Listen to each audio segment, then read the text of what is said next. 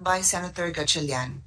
So I know it's a complex bill, a complex law, and given the amount of time that we have before um, Congress goes on break in February, uh, everyone has told me that there's not enough time to completely amend EPIRA. So what we will do to ensure that we do have time to amend some substantive provisions is to focus on amending the provisions that affect the ERC. So what I'd like to do for an orderly flow of our discussion is to ask everyone, we're focusing on ERC, and if your particular agency that you represent does not have any, direct, specific contributions to that discussion, then you still have the floor. You can just quickly summarize general concerns you have on EPIRA. Okay? My general rule in all my hearings are don't read your position papers to me. That's my job, to read the position papers when I'm on my own time. During this hearing, you just summarize these concerns, point out what is the most important, emote, that is fine, to really express your grave concerns about the issues at hand, but don't read the position paper to me. Just tell me it's there, and I will take care of reading that myself. Yeah, so that's our objective for today. And just for the sake of the public that can watch us, our goal, of course, is energy security. Our goal is that people have access to electricity in a reliable manner and not intermittent energy like the sunlight. And we need our regulatory bodies to be on the ball, to be able to react quickly, and not 3 years later and not 5 years later.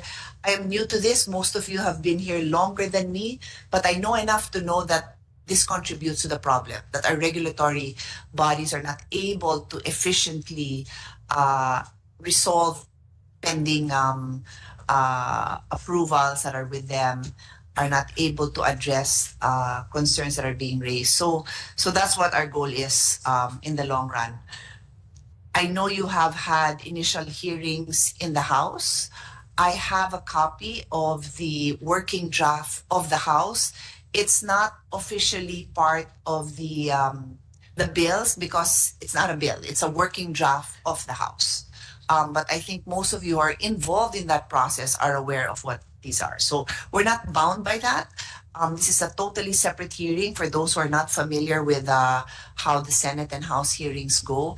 Totally separate, but in the interest of being efficient, we are mindful of the progress that you have all made in the House discussions. We're not bound by it, but we are mindful of it. I trust the expertise of our technical people. That is not my area of expertise. My expertise is drafting laws. So I will be listening to you. I have an open mind about what needs to be done. Okay, so very quickly, some administrative matters. I'm very lenient in my hearings. You can stand up to stretch your legs. You can go to the restroom. You can eat. You can drink. I'm happy to know that, well, at least not to see any PET bottles. The Senate is trying to be as sustainable as possible. If you need more water, we have pages, or you can get up. But let's try to be mindful of sustainability. And when food is served, feel free to eat. What else? That's it? Yeah, that's it. Okay. So as I said, we will focus. I would like the discussion to focus on strengthening ERC. But again, if you have other comments, this is not a line by line of the bill because we don't have a working draft officially. Just give your comments and say there are other concerns that you want to address. There are time limits for each speaker.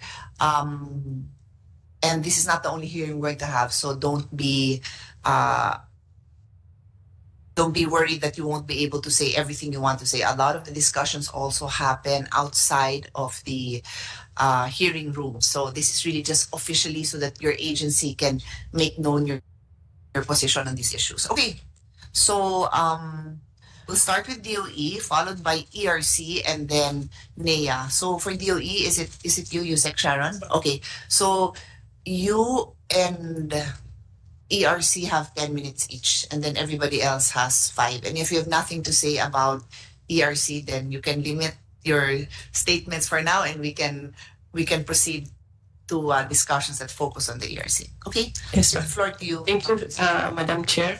We won't take up too long. We have discussed it with the ERC already, and we have participated in the House hearings also. Although, likewise, we're mindful of the direction of the House, but we are coming up with, together with the ERC, an executive version to facilitate also the discussions in the committee. So just to be clear, so the draft that I have, which I'm told has your input, you still have more input. The draft that you have, ma'am, is based. The reference bill is the committee version of the House. Okay. So, but So not. I'll just wait for you to also give me more or a separate one. Okay, no problem. The House's version includes nine commissioners instead of 5.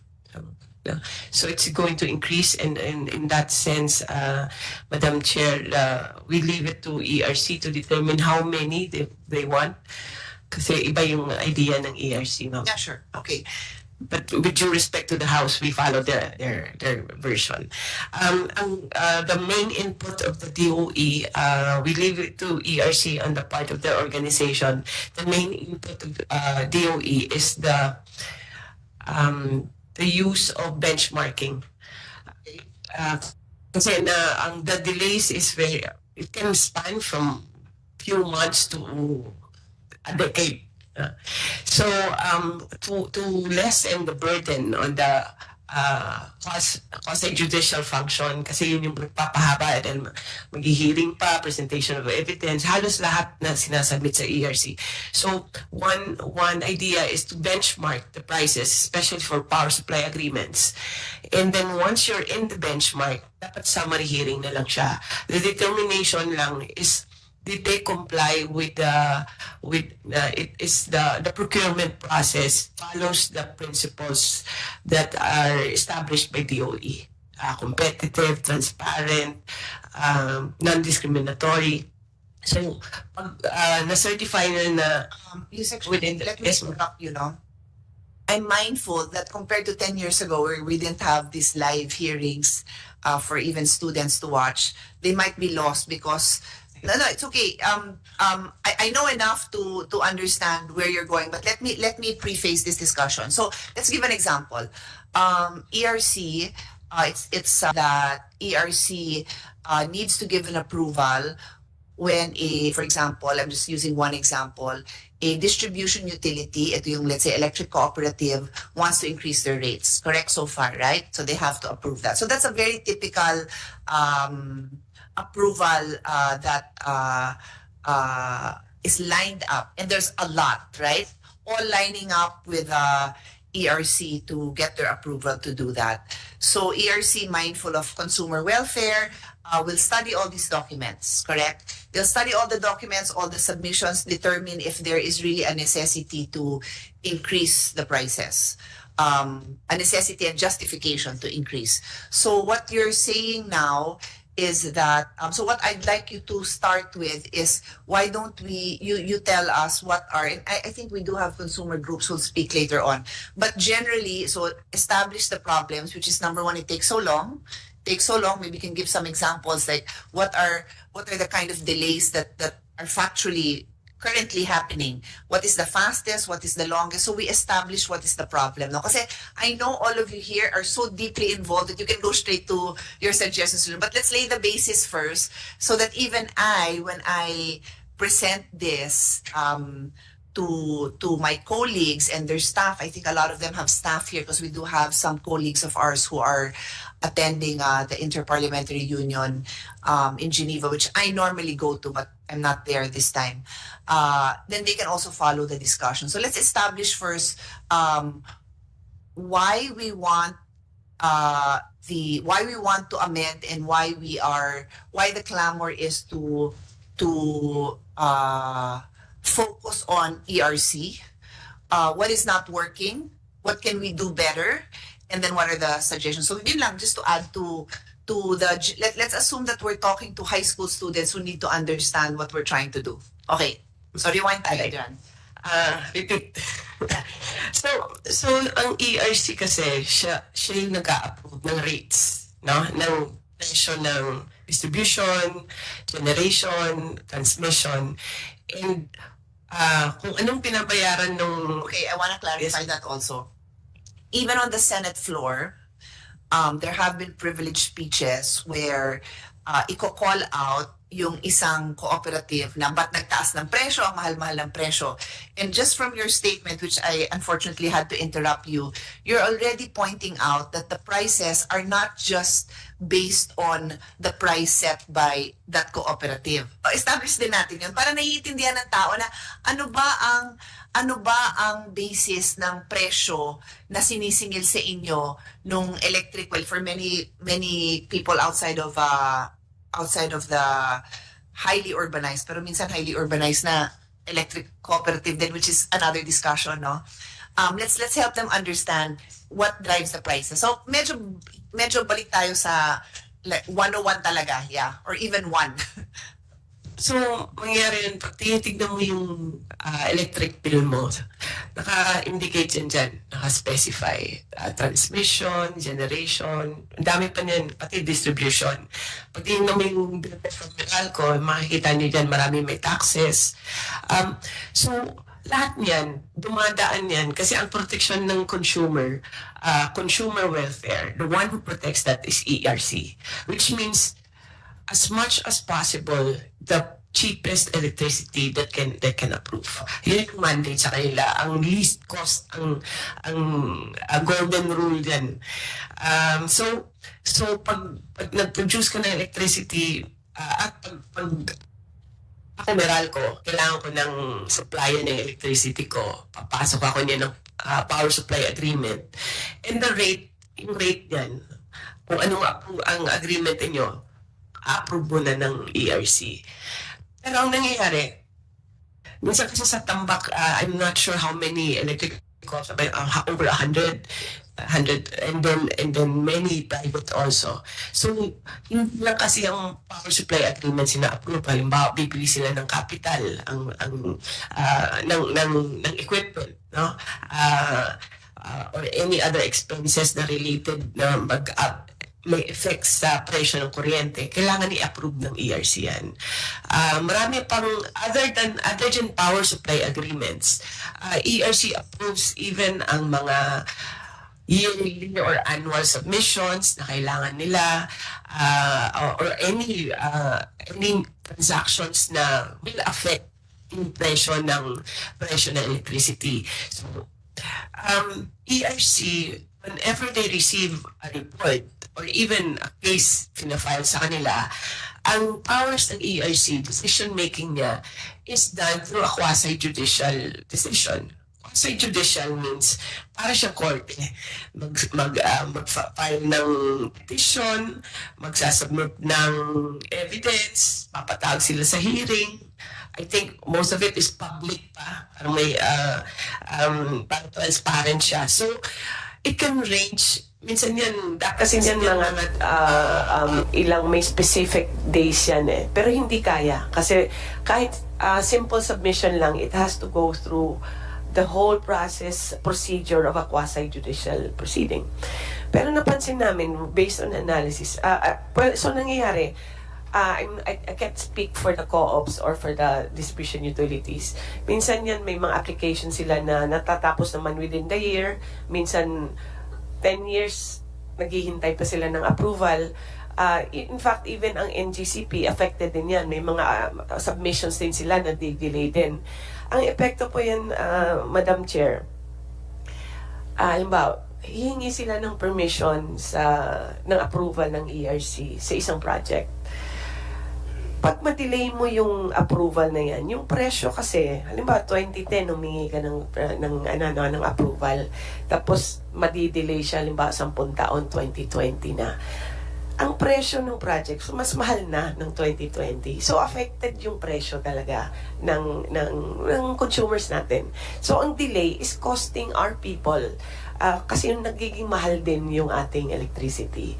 So para ma-avoid to, hindi naman yan intentional on the part of ERC, but it's just that talagang dumami na talaga yung cases at saka nag-COVID pa and many other reasons I don't want to explain for them no. Pero the fact is meron talagang delay, and to lower the price, to keep it lower, no? Hindi naman talaga iyan na yung problema ng electricity natin, but this will help lower the price of electricity pag inayos yung system ng ERC.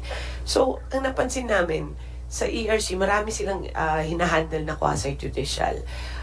Annual submissions ng mga distribution utilities, yung parang regular submissions, it goes through the whole process also. So we have started identifying, we're still refining, Madam Chair, kung ano ba yun yung mga usual na hindi na kailangan siguro ng quasi-judicial procedure, and assign that na lang to the chairman of the ERC. Parang administrative na lang siya. I was about to say, so it's just administrative. Yes, you submit it within 30 days. If you don't get a response, it's deemed approved, right? Something like that. Okay. No. So those are a bit of fine details that we the committee will need from the technical, and I definitely want to hear both from the regulatory agencies and also the other sectoral representatives who are all part of the process, the applicants themselves, etc. Ang next is, okay, the other half, which is public power supply agreements. Yun yung pag nagkontrata sila ng power. Mahaba kasi yan, kasi talagang ina-analyze ng maayos mga economists, engineers, lahat ng experts ng ERC. So minsan yan mahaba talaga. Yun yung pinakamahaba. So many of the suggestions in the House of Representatives, which we have also considered, is use benchmarking. So kung ang benchmarking kasi, sabihin mo, meron akong lowest at highest, no? Kung pasok ka doon sa lowest and highest, dapat hindi na siya full adjudicatory process. Kasi pasok na naman siya, hindi na siya nag-aabuso, hindi sobrang mahal, hindi rin sobrang mura, no? Ipapasok lang siya sa benchmark pag nag-apply yung distribution utility, halimbawa Meralco, because Meralco is in front of me. Meralco applies and it is within the benchmark. Tapos mapuprove nila na sinunod nila yung fair, transparent procurement process. Dapat hindi na siya full-blown na may hearing, presentation of evidence at lahat-lahat. Kundi nila siya, summary procedure, which will be shorter. Yun yung basic namin na suggestion on the IPIRA amendment on ERC. And the second, ma'am, is the increase of penalties. Okay, so ang penalties kasi sobrang liit. I think ang maximum is 5 million. 5 million for a big distribution utility or even NGCP. Sobrang liit lang. Ilang minuto lang yan. In fact, per violation pa yan. So, pag halimbawa, yung violation nila, nag-blackout halimbawa sa panay ng 4 na araw, isang violation lang yan. So, we wanted to increase the violation to 500 million ang maximum. Kasi we're considerate also of the smaller distribution utilities. So, meron din siya mas maliit na base, no? Ang kagandahan yan, at which we have discussed with the ERC, is ERC can also rule na imbes na magbayad kayo ng penalty, pwede nyo yung gamitin for refund or bawas sa bayad ng electricity ng tao, ng bill nila. It's one way, that's something that ERC still has to study, but kailangan pa yung niya lang, yung logistics niya kung paano gagawin. But it's an idea that we have came up with ERC na part of the penalty, kung pwede naman applicable lang, ibalik na lang sa tao. And that's what, kasi yun yung clamor ng taga-Iloilo, ng Panay, na billions, they lost billions in their businesses, and how do you compensate that? And that could be done through this mechanism. So those are the two basic suggestions we have. And the organizational, we leave it to ERC. Ang ano lang kasi, on the penalties, we are trying to come up with what is the penalty, or how do you define economic sabotage as far as energy is concerned, na kung ang impact ng fault ng any of the industry players is considered economic sabotage, then we maximize the penalty. And as far as DOE is concerned, that's where we analyze the IPIRA on the chapter of ERC, ma'am. Yun ang, thank you.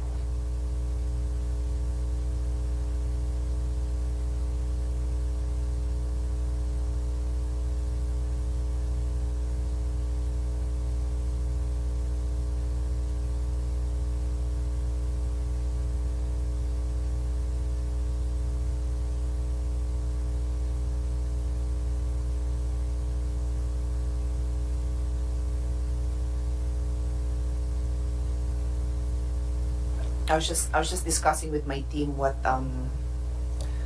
how you intend, if they're familiar with how you intend to amend the economic sabotage law, because or you'll make it applicable, because I'm not aware pa naman na may nananadyang participant in this whole sector na but by gross negligence, yeah, it may result in that. So it's a little bit different. Like you said, you have to study that, no? Okay. I mean, it can result in very grave consequences, as it has in Panay and any area that has experienced this. But yeah, just study that carefully. Okay. Hi, good morning. Good morning, Senator Sherwin Gatchalian. I'll let you settle in, but anytime you want to make a statement, just let me know. Okay. Okay. So we'll go now to ERC, Attorney Baldo Digal. So they're just giving their general statements on why this the review of IPIRA is important. But I had made an earlier manifestation that we will only have time to really focus on ERC. So that's really the focus of this discussion. But you know, everybody else is welcome to just make of record their concerns on IPIRA, but the focus is really ERC. Okay, Attorney Baldo Digal. Yes, Madam Chair, good morning. Allow me to just take off from what Yusek Garin of the DOE has already discussed. First, on the backlog of the ERC, and then connected to the provisions of the IPIRA amendment that we are trying to spouse. First, on the backlog, at present we have around 6,000 cases. 3,000 of those would be cases or applications filed by different regulated entities. The other half will be as a result of our monitoring and enforcement powers, which is the result of the show cause orders that we have issued to erring industry stakeholders. So for us, we would like to ask support for the IPIRA amendments that would give authority to the Energy Regulatory Commission to undertake periodic restructuring and reorganization of the agency. We are only manned now by around 300 plantilla positions. We are complemented by at least another 300 which are contractual employees. So, Madam Chair, we're like only half are plantilla or regular employees. The rest, the other support group will be a half of the agency overall. Okay. And on the permitting section of the provisions of the IPIRA, we would want that there be clarity and express language on the permitting function that would allow ERC to allow only at the staff level, even the issuance of permit through delegated authority, because as of now, even certificate of compliance, or the COCs of the GenCos, are elevated to the 5-man commission and bank. But recently, we have adopted an ad hoc committee composed only of 3 commissioners, with whom the COC applications will be evaluated, and then the COC itself gets signed by the chair, so that it cuts layers of work. I have a quick question. Are there any applications for anything, any processes that are approved by like a non-commissioner, or everything goes to the commission? As of now, almost everything goes to at least 3 of members of the commission. That's one thing we are trying to That doesn't make sense, no? I mean, I'm sure there are Your have Honor. been receiving. You're saying that are you actually saying that the first 3,000 may be addressed even by the benchmarking, or not? Yes. Yeah. Yes, because of the 3,000, Madam Chair, I think 1,000 plus will be rate cases that Rate will cases. cover power supply agreement applications, Your Honor. Okay. And the others are, how would you describe the other cases? Consumer complaints are also with the But that's commission. part of the first 3,000, or that's part of the second 3,000? First 3,000. Consumer complaints, doon din Yes. yun? Yes, of all distribution utilities, Your Honor.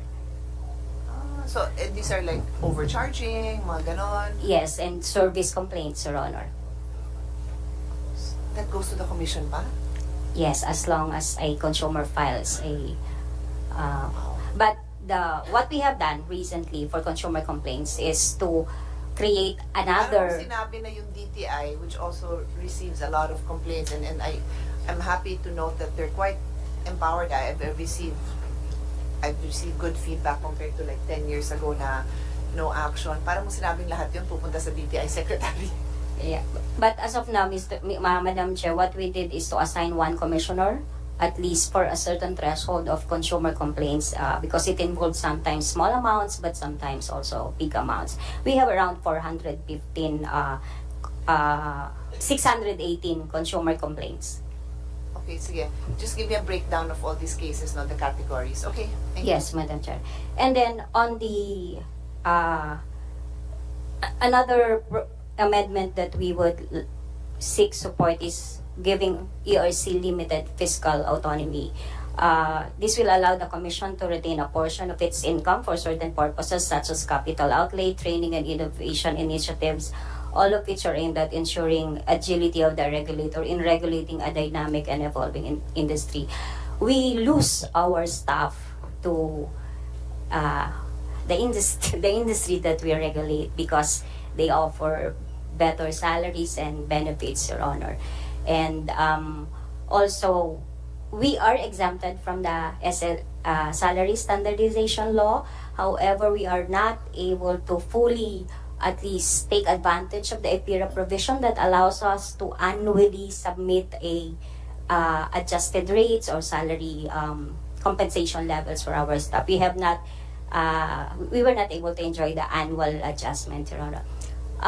We try every year with DBM, but I think our last adjustment was in 2018, Your Honor, and 2020. But I think as of now, our level is just the last was 2023, but we're almost the same as the SSL level now. So it doesn't it's not, I don't want to say it did not serve the purpose, but we are not able to fully utilize it, the But if provision. your level is same as SSL, then it does not. Yeah. That exception Almost, from yeah. SSL does Yeah. not is not being taken Yes. advantage Yeah. of. And then on the authority to direct the application of fines and penalties towards the lowering of rates affected by actions of erring stakeholders, we would like also to ask support for this, because now, aside from the penalty is a bit low, that's why we also support the updating of the rates of penalties. This goes straight to the National Treasury. It does not even go to ERC. It goes straight to the National Treasury. The proposal of ERC is to allow the erring stakeholder to use it to lower its rates to the customers affected by their violation, which is the Panay event. Those are the four major, Madam Chair, Your Honor, for ERC. Thank you.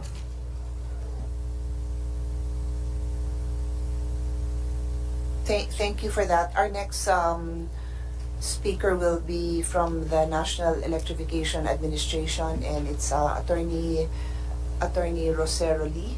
And then please. Sector. Now, Madam Chair, insofar as Senate Bill 487 is concerned, the National Electrification is fully supportive of the the enhancing the governance and structure of ERC, and hereby manifests that we are adopting the proposals of the Department of Energy, much on the aspect as we re-echo the concerns of the electric distribution utilities that our agency supervises. The addition of the 5% man commission of the ERC to the proposed 9 member commission would really expedite, as we are hopeful that specifically on the approval of power supply agreements and CAPEX applications will be addressed dramatically, if I may use the term, considering that indeed, as already manifested earlier by Yusek Garin, it takes not just a couple of years, but in fact decades before the Commission will be able to approve in finality. The agency is very much aware that it runs not just decade, but decades that power supply agreements of electric cooperatives are finally approved, as well as CAPEX, and that has been the concern brought to us by majority of the electric cooperatives. Also, in this concern, we have, as already also mentioned by Yusek Garin earlier, the House version of the amendment, specifically on the provisions relating to ERC, have been discussed during the public hearings conducted at the House of Representatives, and also we have manifested our full support on the proposed amendments thereto. If I may, Madam Chair, considering that we are given at least 5 minutes, if I can go to other provisions just so we can articulate in advance, other than Senate Bill 487. Yes, okay, ma'am. For Senate Bill 2348,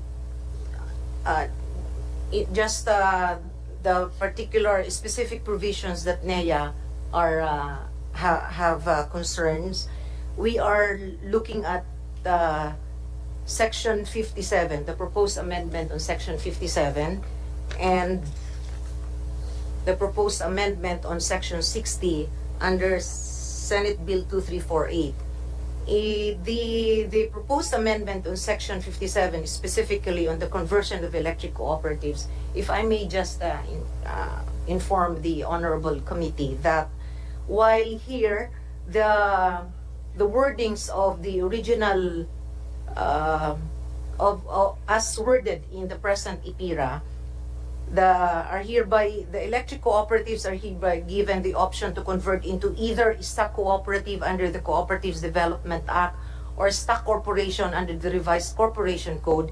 This has been amended by Section 32 of RA 105, amended by RA 10531, amending Section 32 of PD 269, which specifically provides that the option of the electric cooperatives is not just limited to registering as a stock corporation under the SEC or a stock cooperative under the Cooperative Development Code, but the option to remain as a non-stock, non-profit NEA registered electric cooperative. So the three options have been made clear as against the provisions in IPIRA and I'm looking at the proposed provision, the proposed amendment here, it does not harmonize with the wordings of 10531, giving the electric cooperatives the three options and not just the three, not just the two options. So, Can I just make a quick comment, no? Your very detailed observations are duly noted, Yes. but these kind of observations we will discuss in the TWG. yes, ma'am. So here, I don't need to get all those because we won't have time to listen Yes, to all the.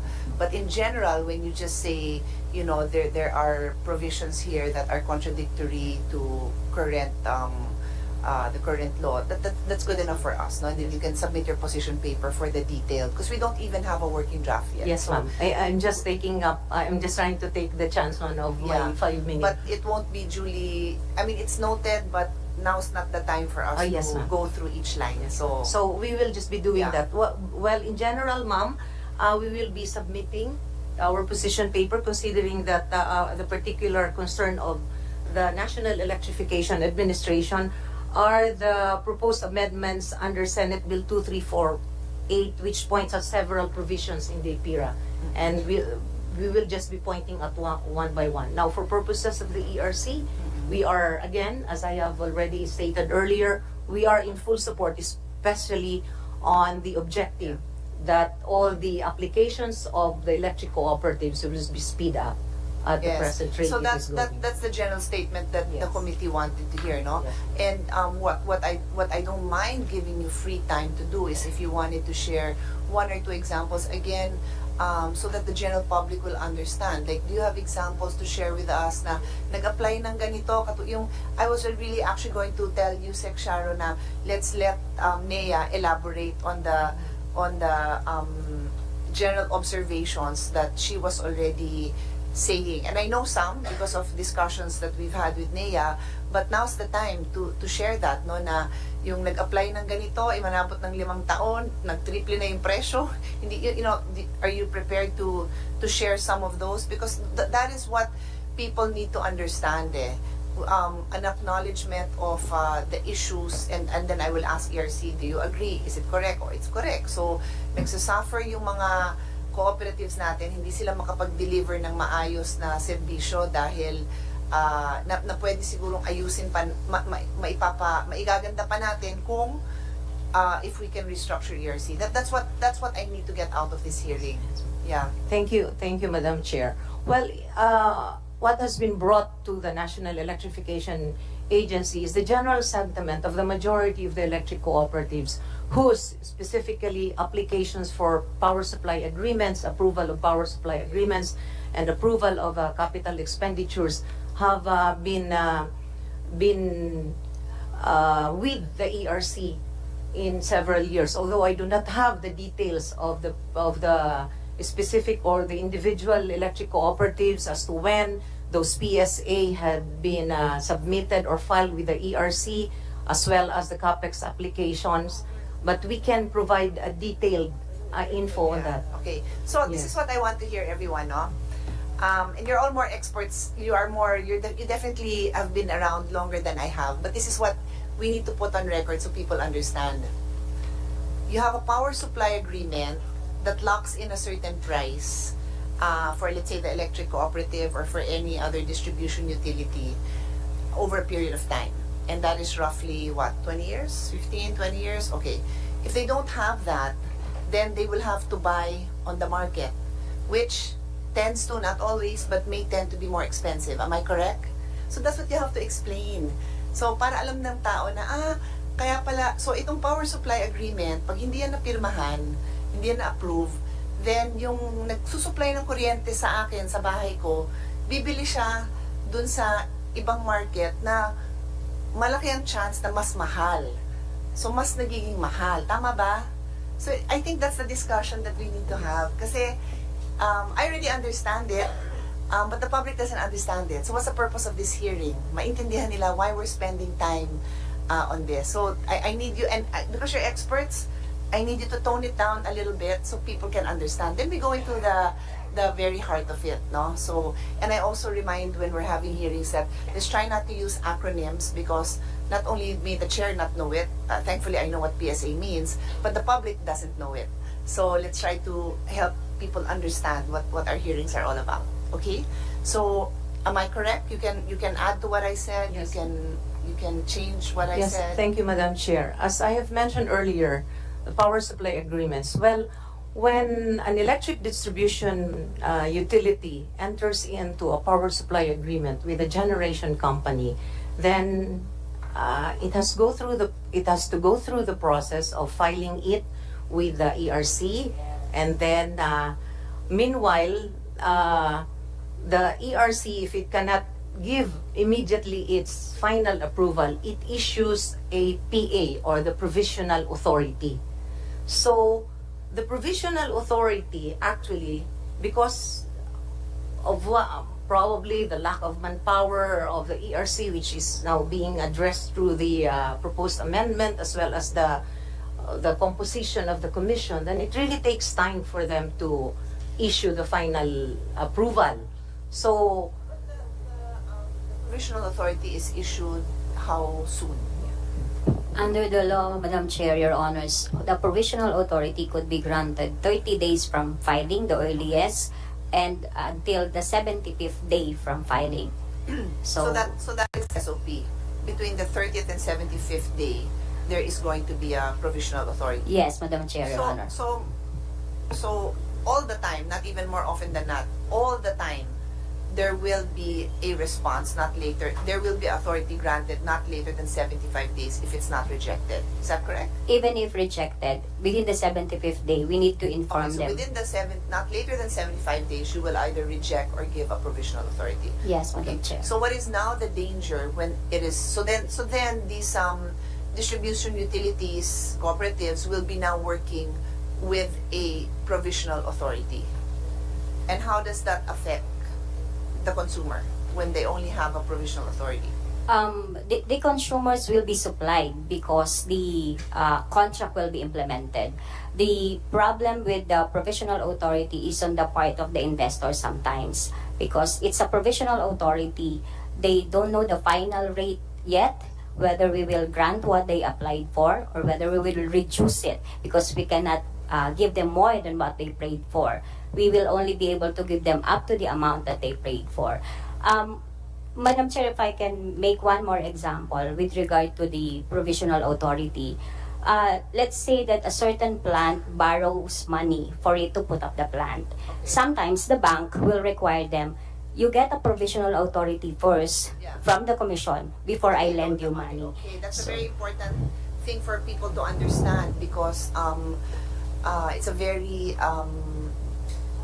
a very costly industry, right? I mean, it's very high it's capital intensive. Yes. And yet, I go back to Nea, because it's Nea actually that has the floor, no? For your for the what do you call this? For the applicants, because they are just cooperatives, they are limited by the electric cooperative law on the kind of investments they can make, correct? So that's why they can't just go to the bank and ask for any amount. The banks will clearly ask for, tama ba? But the private entities have more leeway, but if they're getting a loan, then of course the bank has a say because it's the bank's money. Ma'am, is the generation company that seeks out a loan from the bank, they are entering into a power supply agreement with the electric distribution utility? But I'm referring to the scenario I had in mind is if the DU and the electric cooperative in particular has capital expenses to be made. Hindi sila umutang? Di ba uso yun? Unless Or sa inyo sila umutang? Sa inyo NEA pala. provides Okay. the Because I'm financial just trying to assistance. understand the industry practice. So they don't, it's not typical that they would go to a bank. They would go to NEA. They will go to NEA first, Okay. and because NEA offers a very competitive But interest rate. NEA will also But we ask cannot about provide Correct. full requirement. So then do they go to the banks? Yes, So they do too. So balik din ako dun sa scenario ko na kayo naman yung nagbigay ng example na the bank will require. So I'm just that's on, ma'am. That's on the part of the generation company, not the DU or the electric cooperatives. Madam Chair, if I so may. banks will never don't care if there's a PSA if PA. I think, Madam Chair, we have to distinguish the loans by the GenCos from private banks would be for the power supply agreements. The distribution utilities, especially the electric cooperatives, they usually borrow money from NEA for their capital expenditure projects. Kaya nga, so alam ko na I already know that NEA cannot. So I'm asking what is the industry practice? What happens when they cannot? Okay na yun. Hindi nga uso, they don't go to banks. Is that what you're saying? Well, as already established, ma'am, the NEA is mandated to extend financial assistance, but because of the limited Exactly. equity. You already said that. That's Yes, why I'm asking. So what happens when which will happen that they cannot get the financial assistance they need? What happens? Then they go to the commercial banks, Yun ma'am. nga lang tinatanong ma'am. ko. Yes, ma'am. I'm driving home the point that so they'll have to go to the banks. What will the banks ask for before But the for bank purposes can of, grant? yes, ma'am, if I may, the reason why I'm telling earlier that if it is in the subject matter of the PSA, it is not the electric cooperatives that seek out No, loans. then, It you've is told the, me 3 times yes, and I've yes, heard ma'am. it. Yes, So ma'am. I'm trying to understand the whole scenario where the cooperatives are left in a situation where their first go-to, which is NEA, cannot provide them with all the financing that they need. What is their next step? The bank. And Yes, then, ma'am. what will the bank ask for? I am driving home. Ako na lang magsasabi ng point na gusto kong i-make. Yung point that I'm trying to make is, does ERC's inability to come up with decisions affect the financing of a cooperative? That's my question. Because if the answer is no, then I'll just go to another question. Yes. Does it? Yes or no? Ma'am, insofar as PSA, then we have settled that it's with the GenCos. Now, for purposes of the CAPEX, capital expenditures, ma'am. Yes. So, What's the halimbawa po, answer? nag-file ang isang electric cooperative for capital expenditure approval. Yes. And it's taking quite a long time. So, yun yung Yes. in-example kanina ni Yusek Garin. Yung presyo ngayon, edi kung matagal yan na, kung aantayin yan, ito lang muna ang presyo ng kanilang mga pangangailangan. So, maapektuhan po kung sa katagalan, dahil mag-akyat po yung presyo na. Yung presyo at the time they filed the CAPEX application to the time that it has been approved, iba na po. So, dun ho papasok yung epekto insofar as especially on the limited finances of the electric cooperative and also the limited capacity of NEA to lend out. Or for example, let's just say maliit lang yung hiningi, nabigay naman ng NEA, sa tagal nga ng approval, kinulang na, then tumas in presyo. I'm just trying to give you scenarios. I'm just trying to, apparently I'm not able to elicit from you the response I'm getting. No, I may not be explaining myself well enough, but that's all I'm trying to get. Na is the ERC able to timely respond such that in particular, the cooperatives get the approvals they need so that they can get the financing that they need. Yun lang yung point ko. Anyway, I think we've established that already. Yeah. Madam Chair, simple put, reklamo ng mga co-op minsan yan, nagra-rust na.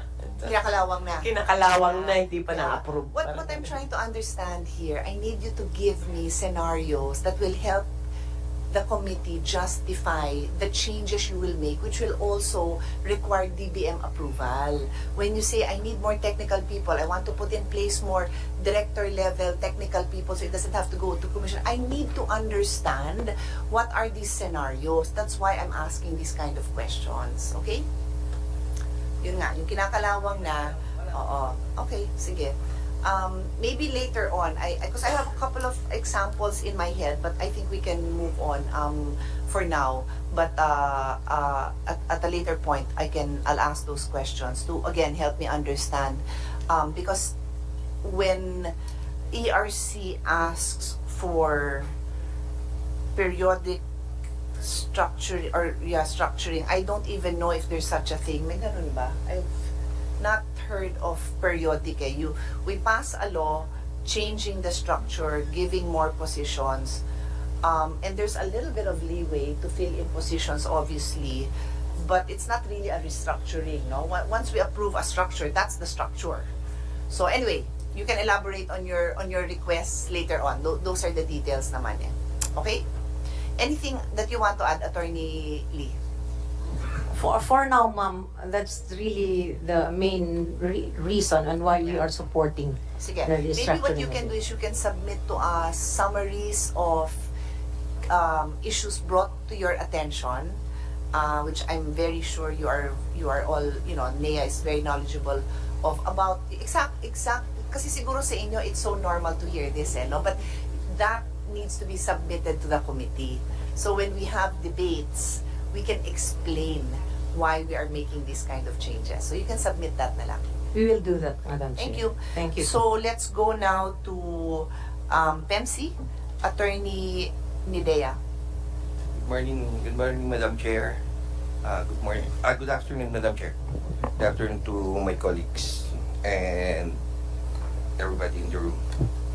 Madam Chair, we welcome as a stakeholder board and the entity that I'm representing, the Philippine Electricity Market Corporation, we welcome the amendment for the instituted in the IPIRA for the strengthening of the Energy Regulatory Commission.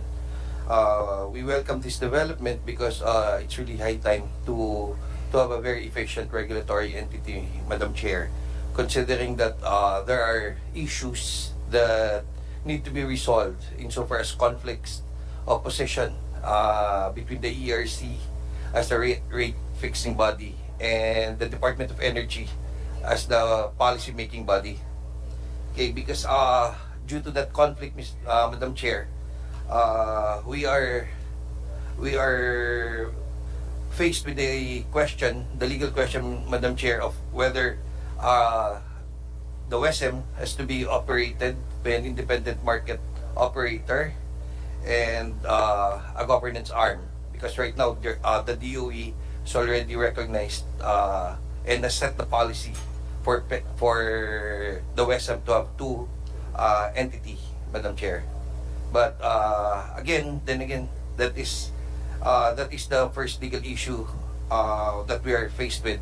So an express recognition of the two entity system in the WESM through the IPIRA amendment would really settle the legal issue on this matter, Madam Chair. And that's our real concern with the ERC amendment. If it would be strengthened and the IPIRA can really put it expressly that there is a governance arm, which is PEMC, and there is the market operator, which is the IMAP right now, then that would settle this long-standing legal issue. And perhaps that would also, Madam Chair, help us with our issues on market fees, because we have market fees application with the ERC, Madam Chair, that until now has not yet been resolved.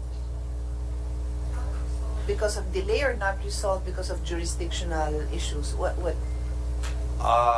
It has been, I think we have market fees, Madam Chair, since 2015 that has not yet been resolved until now.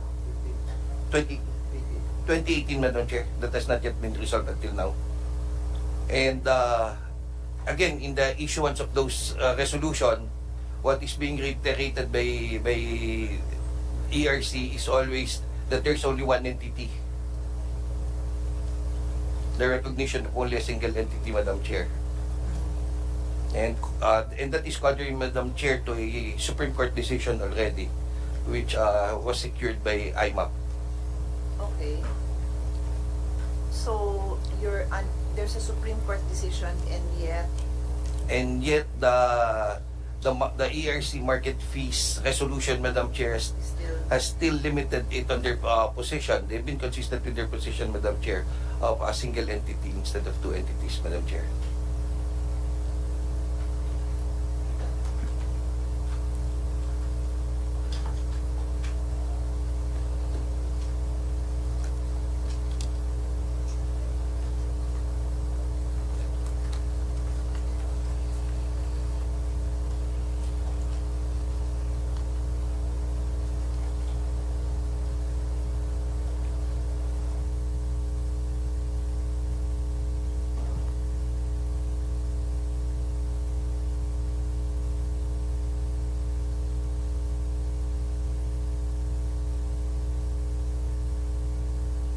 sige, I'm a little bit lost, no? So I have to ask ERC. Is there a short answer as to why this is still unresolved, or it's not a short answer? Chair, the status is, I think, they're right. We have pending cases for determination. I think they filed MRs, and then a Supreme Court decision came. So we're trying to still, evaluate para po Nag-evaluate pa kayo? The MTF po kasi is yearly po siya. So, 2018, 19, 20, and then pag nag-resolve po, kinoconsider na rin yung later. And I think there are pending MRs, Chair, There are pending MRs? for the MTF applications, Chair. Wait, pending with you? Yes, Chair. Yes, Chair. Kakamot muna ako ng ulo. Okay?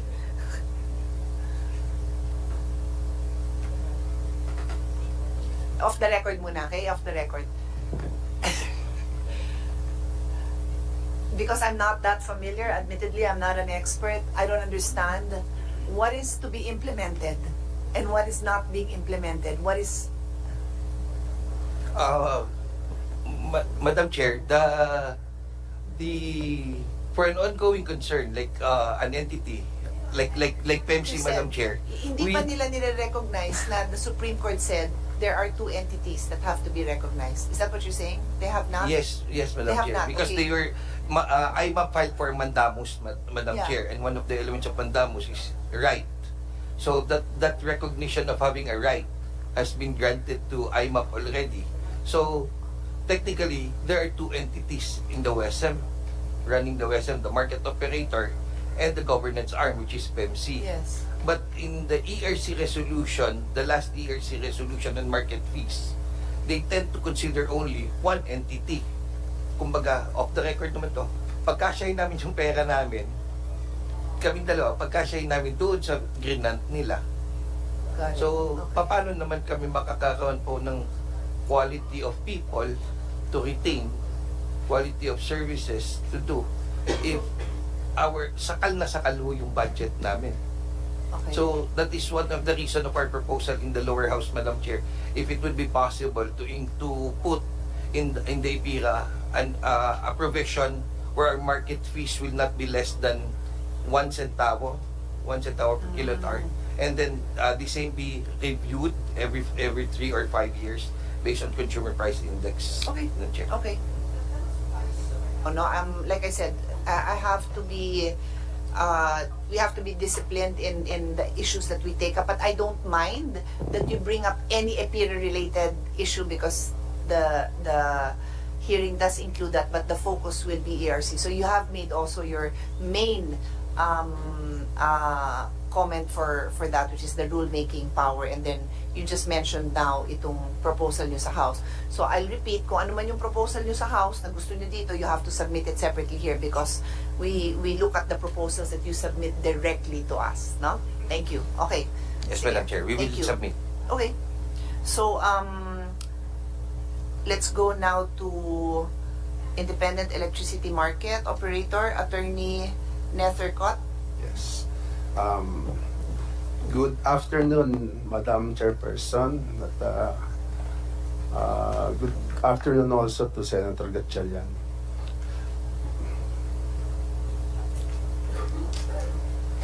So, ma'am, we have no We have no specific comments right now on the specific provisions embodied in the several Senate bills insofar as the ERC provisions are concerned. No? But we would like to manifest our support for the general purpose of these bills so far as it tends to strengthen the ERC as an organization. The concern of the market, as already verbalized, articulated by Attorney Nidea, is on Section 30, particularly, well, part of it is of course market fees. What we intend to do is to just submit our position paper on the matter because as the chairperson has already mentioned, we will first tackle ERC. But we are in full support of the purpose or the intention of these bills to strengthen the ERC, Your Honor. And we will support the committee with submissions of data, information, and whatever other submissions that will be required of us. That is all in the meantime, Your Honor. Just to be clear, no, when I mentioned earlier that if it's a non-related ERC concern that you have on ITIRA, you can verbalize it now, you know, in general. You can write it as a position paper, or sometimes I know it's very, for lack of a better word, madugo. So you can also approach my staff and request for a meeting, and we can chat about it also. Okay, just to be clear, it's just that I'm trying to manage the few hours that we have here to focus on specific amendments that I need to hear from you on ERC strengthening. So thank you. Thank you po, ma'am. Okay.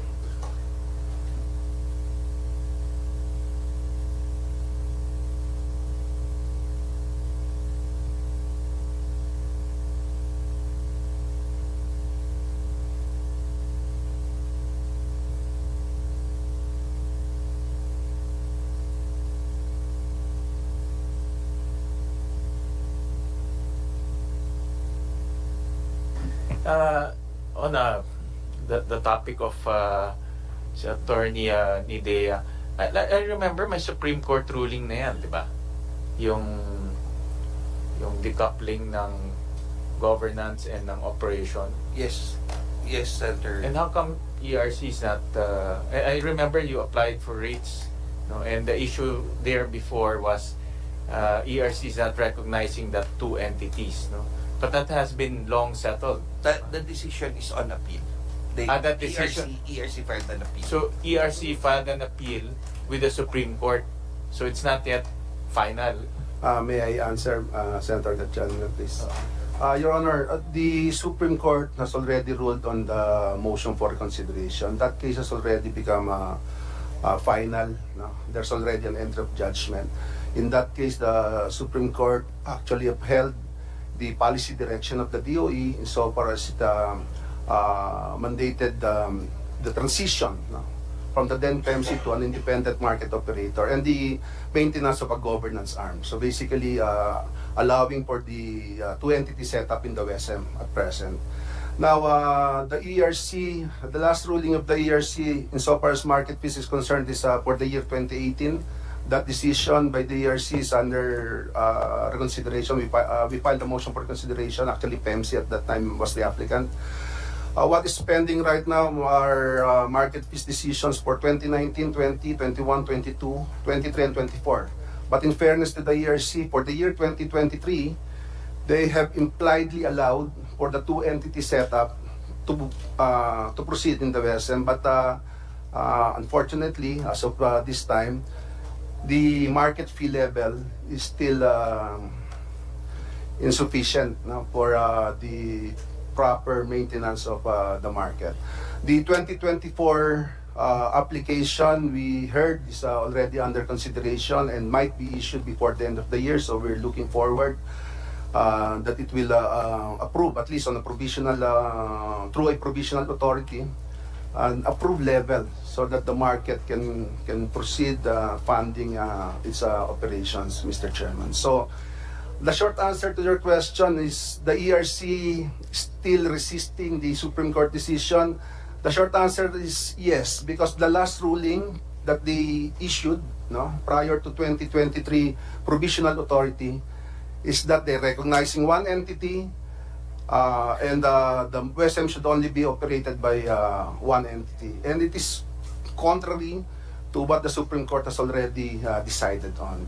And that is still under motion for reconsideration. Perhaps the commission will, we don't know how commission will later on rule on that, Mr. Chairman. Ang tanong ko lang kay Commissioner Resi or sa ano, did the rate increase after the two entities? The rate po, Mr. Chairman, no.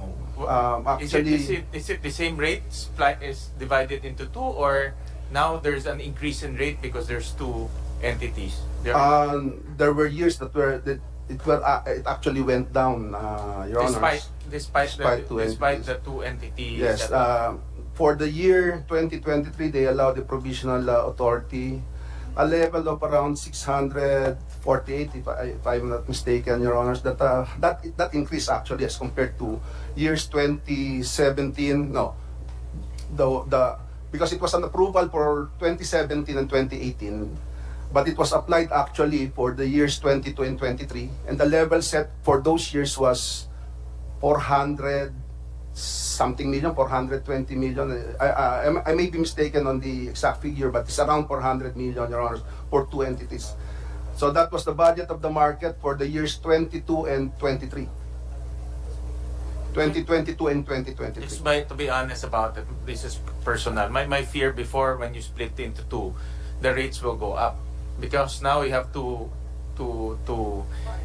fund two entities, one for governance, one for the operations, the market operations, the market operator. So my fear before was when you split into two, now you have to have to fund the two entities, and I think everyone had that fear during that time. But of course, the Supreme Court has already ruled into this matter, so it's just a matter of implementing it. And may I get the comments of ERC? Are you recognizing, first of all, the Supreme Court ruling?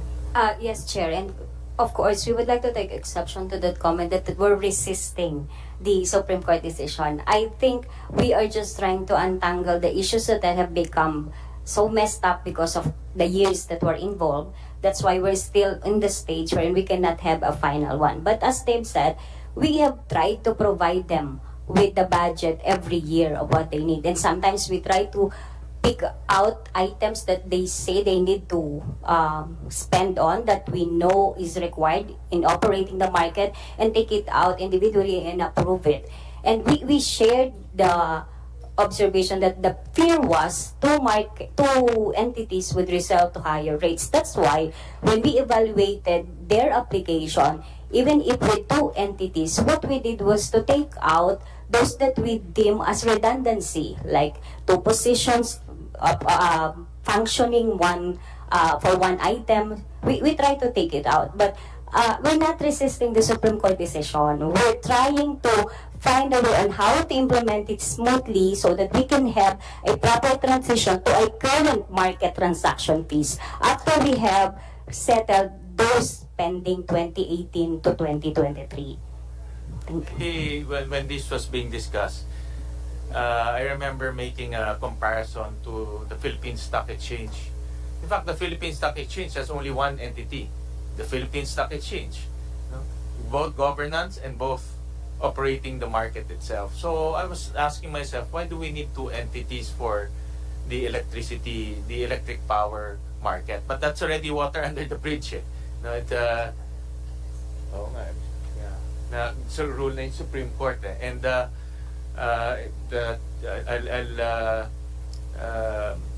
I'll consult the chair regarding that particular policy. No, it's a policy decision at the end of the day. So I think to move forward, Commissioner Resi, I think since the Supreme Court ruling is already there, pagalawin na natin yung mga application, no? With the caveat that, of course, the rates should not double. Kasi my initial reaction at that time, because there are two entities, the rates will double. No? But if the disclosure today from the gentleman that the rates will, some of the years will go down, then let's evaluate on that premise. Madam Chair. Please submit, Mr. Chair. Madam Chair, we also would like to manifest that ever since our applications have always been limited to not to less than 1 centavo per kilowatt hour, our rate. We have always maintained that, notwithstanding that we're operating under two entity system, the rate has always been that. And I don't know if it's right, but regarding the issue of redundancy in the entity, because what happened, Madam Chair, in their evaluation was they want one HR, one finance. How could there be one HR, one finance when there are two entities? That's the redundancy, but that's the redundancy.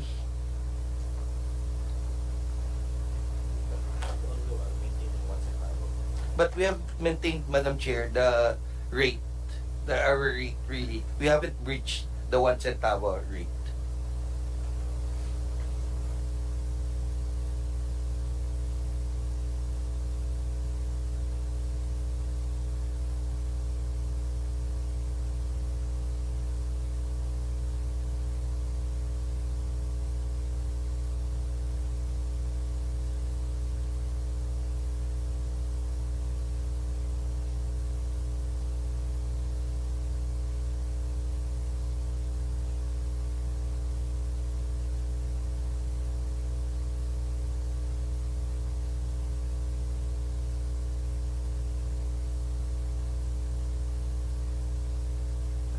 Thank you.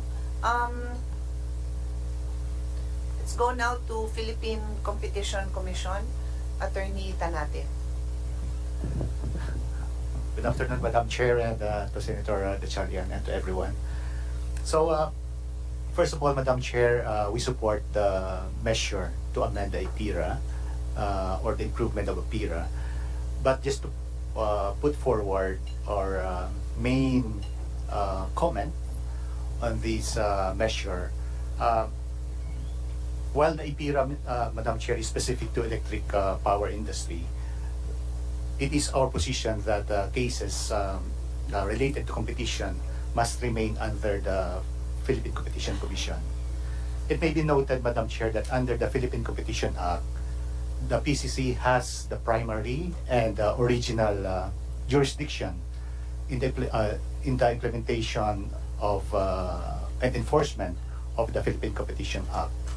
And accordingly, as an independent quasi-judicial body, we firmly believe that the PCC stands in the best position to implement the objectives of this IPIRA, Madam Chair. So that's all, Madam Chair, and we will submit our detailed position paper.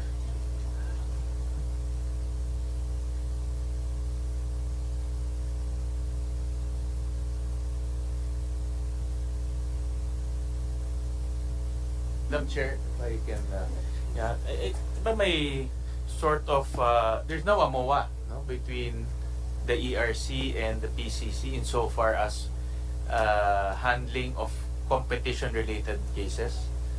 Correct, Senator Gatchalian. Is that enough already moving forward? Because I know in the past that there are jurisdictional issues when it comes to competition. Yeah. Since the chair has already ruled that we will be enhancing the charter of ERC, is it about time to institutionalize that division? And what are the pros and cons? I'm sure ERC has I see the beauty of putting it in ERC because ERC has all the data. No? They collect data from everyone, no? From the power plants all the way to the utilities. And the PCC will rely on ERC on those information, no? Those data. So, what are the pros and cons by with separating the competition jurisdiction? And do you propose to already institutionalize that in the proposed measure? Yeah, first of all, Mr. Chair, we rely, Madam Chair and Senator Gatchalian, we rely on our position based on the Philippine Competition Act, where the PCC has jurisdiction over all competition matters. So that's the first one. And secondly, it might,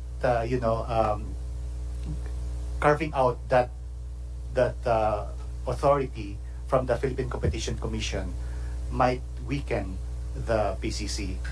And in this proposed measure, Senator Gatchalian, it appears that again the ERC will have jurisdiction over competition matters, which was the issue before between PCC and ERC. So I think it's okay in the IPIRA and the proposed measure to institutionalize the arrangement that we have now in our memorandum of agreement, but competition issue jurisdiction or the adjudication of competition cases must still, we think must still be with PCC, given that we have we build the capacity and expertise already in investigating, hearing and deciding on competition cases. Yes, Madam Chair.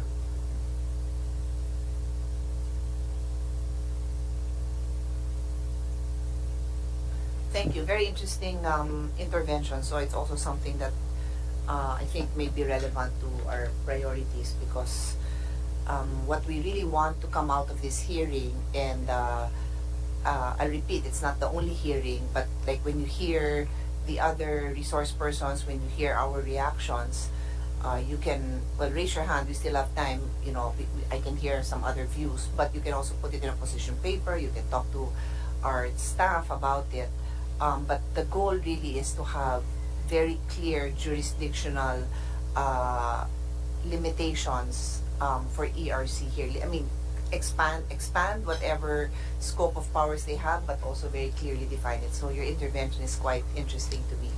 I'd like to get more information from both parties later on, like examples of the involvement that you've also had. Any concerns you have on their involvement? Do you just really not want them involved? But I'll save that for the round 2. But noted ang ano nyo.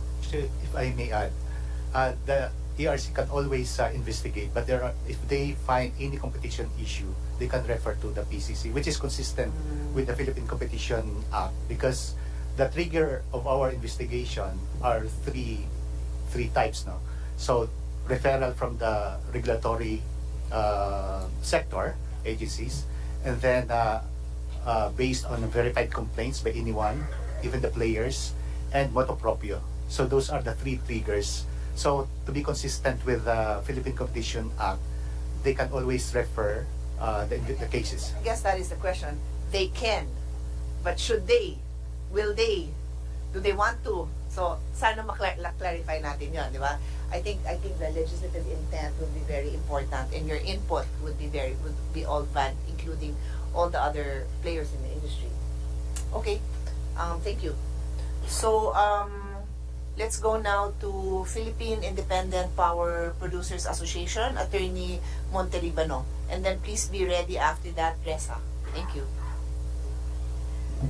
Good afternoon, Madam Chair. Good afternoon, Senator Gatchalian. Ma'am, we only have 3 points in the interest of time. So the first one is that we fully support the Senate bills regarding ERC strengthening. We believe that they should have at least more fiscal incentives so that they have more opportunities for capacity building to retain actually good staff. Because the energy sector is constantly evolving. So they need to keep abreast with the changes as well and compare it with other jurisdictions. So we fully support that. We support their independence, their transparency, and their accountability, particularly because the generation sector has a lot of concerns. And I will just highlight a few that has been plaguing the industry for quite some time. So number 1, I think it's already been said, our PSAs, it takes years for approval. Aside from the power supply agreements, we have our point-to-point connection, which we file with the ERC as well, or what we call the P2P. Ito ma'am, ito yung mga, we front load these costs. Inuuna namin yung gastos para makapag-connect yung isang generation facility to yung transmission line po to the grid. So, para hindi ma-delay ang proyekto, inuuna po namin yung cost na yan. In other words, even before you get approval for this, you go ahead and spend and actually do the connection. Oo, Correct? kasi ma'am, Okay. Again, yeah. for the public to understand, Yes. I don't want to take time for people to understand this. So, yung nag-generate ng power, para mabigay niya yan sa consumer, kailangan siya mag-connect sa grid. May gastos yon. Yes. So, yung gastos mo na yon, eventually kasi, that goes into the price of the electricity. Eventually. Yeah, eventually. So, kaya yan, pinapaalam sa ERC. Yes. Tama.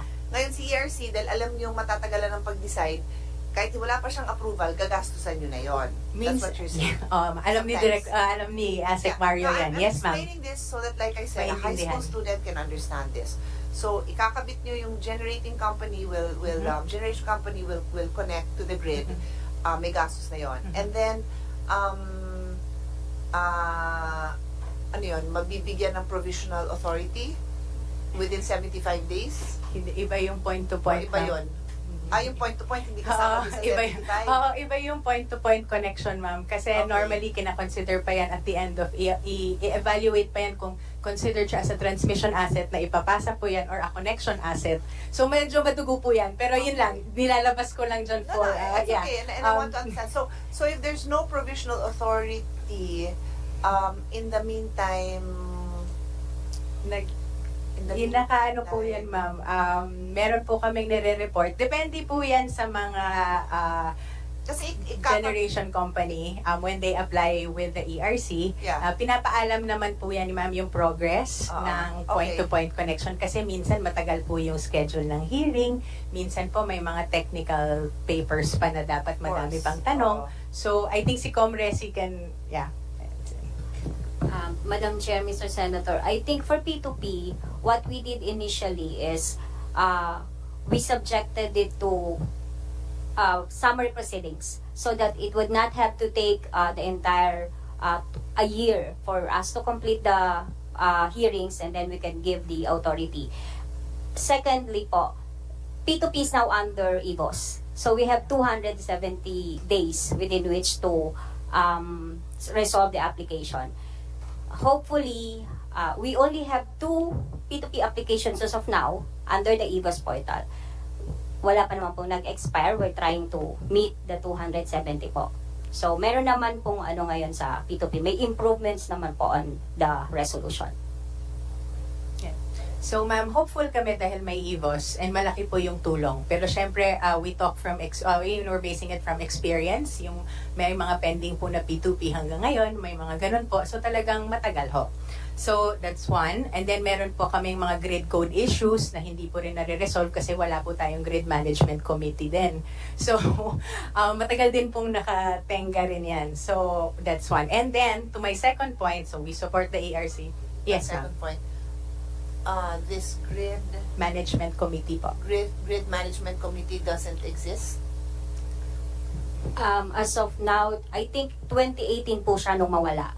But for cases na we need to investigate Ad hoc lang. ng medyo urgent, what we did was to create, I think, an interim grid management committee. So that one now is meron po doon mga kaso katulad po doon sa mga panay na event, yon. But yung pong institutionalizing again that technical arm of the commission, wala nga po yun as of now. Reason na wala siya? I think before po ang naging issue po is yung creation niya because naging private entity po siya na nag-register sa SEC. Tapos ang mga naging members po are industry players din, mga GenCos and everything. And the funding comes from distribution utilities and the transmission company po. But it should be ERC. We try to propose a new division po to DBM for purposes of, yun nga po, i-compensate namin yung nawalang GMC and DMC. Maging, nasa loob na, naging kasama po sa structure, hindi pa lang po yun approved. Was that part of your submission to the energy budget? I think it's pending po with DBM, the restructuring po with DBM. Pero normally kasi from my experience in the other budget committees that I chair, you work directly with the budget chair and then BBM para napupush din nung budget chairman yung priority nyo na yun. If it's a priority, if it's not a priority, di wala rin kayong support na nakukuha from the chairman of the subcommittee. FYI. Okay.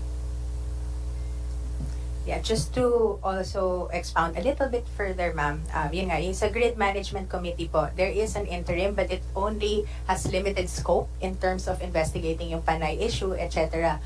But it does not have the authority to review the grid code, which has a lot of issues that we need to resolve.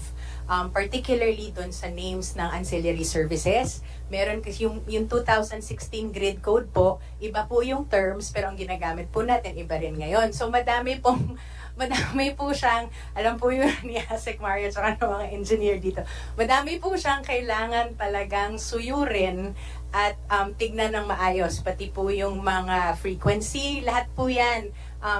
Isa-isahin talaga. So yan po yung inaantay namin na kailangan pong ma-address. Kasi kung hindi po maayos yung ating grid code, medyo yung policy rin natin tsaka yung regulation, hindi rin magiging in sync, di ba po?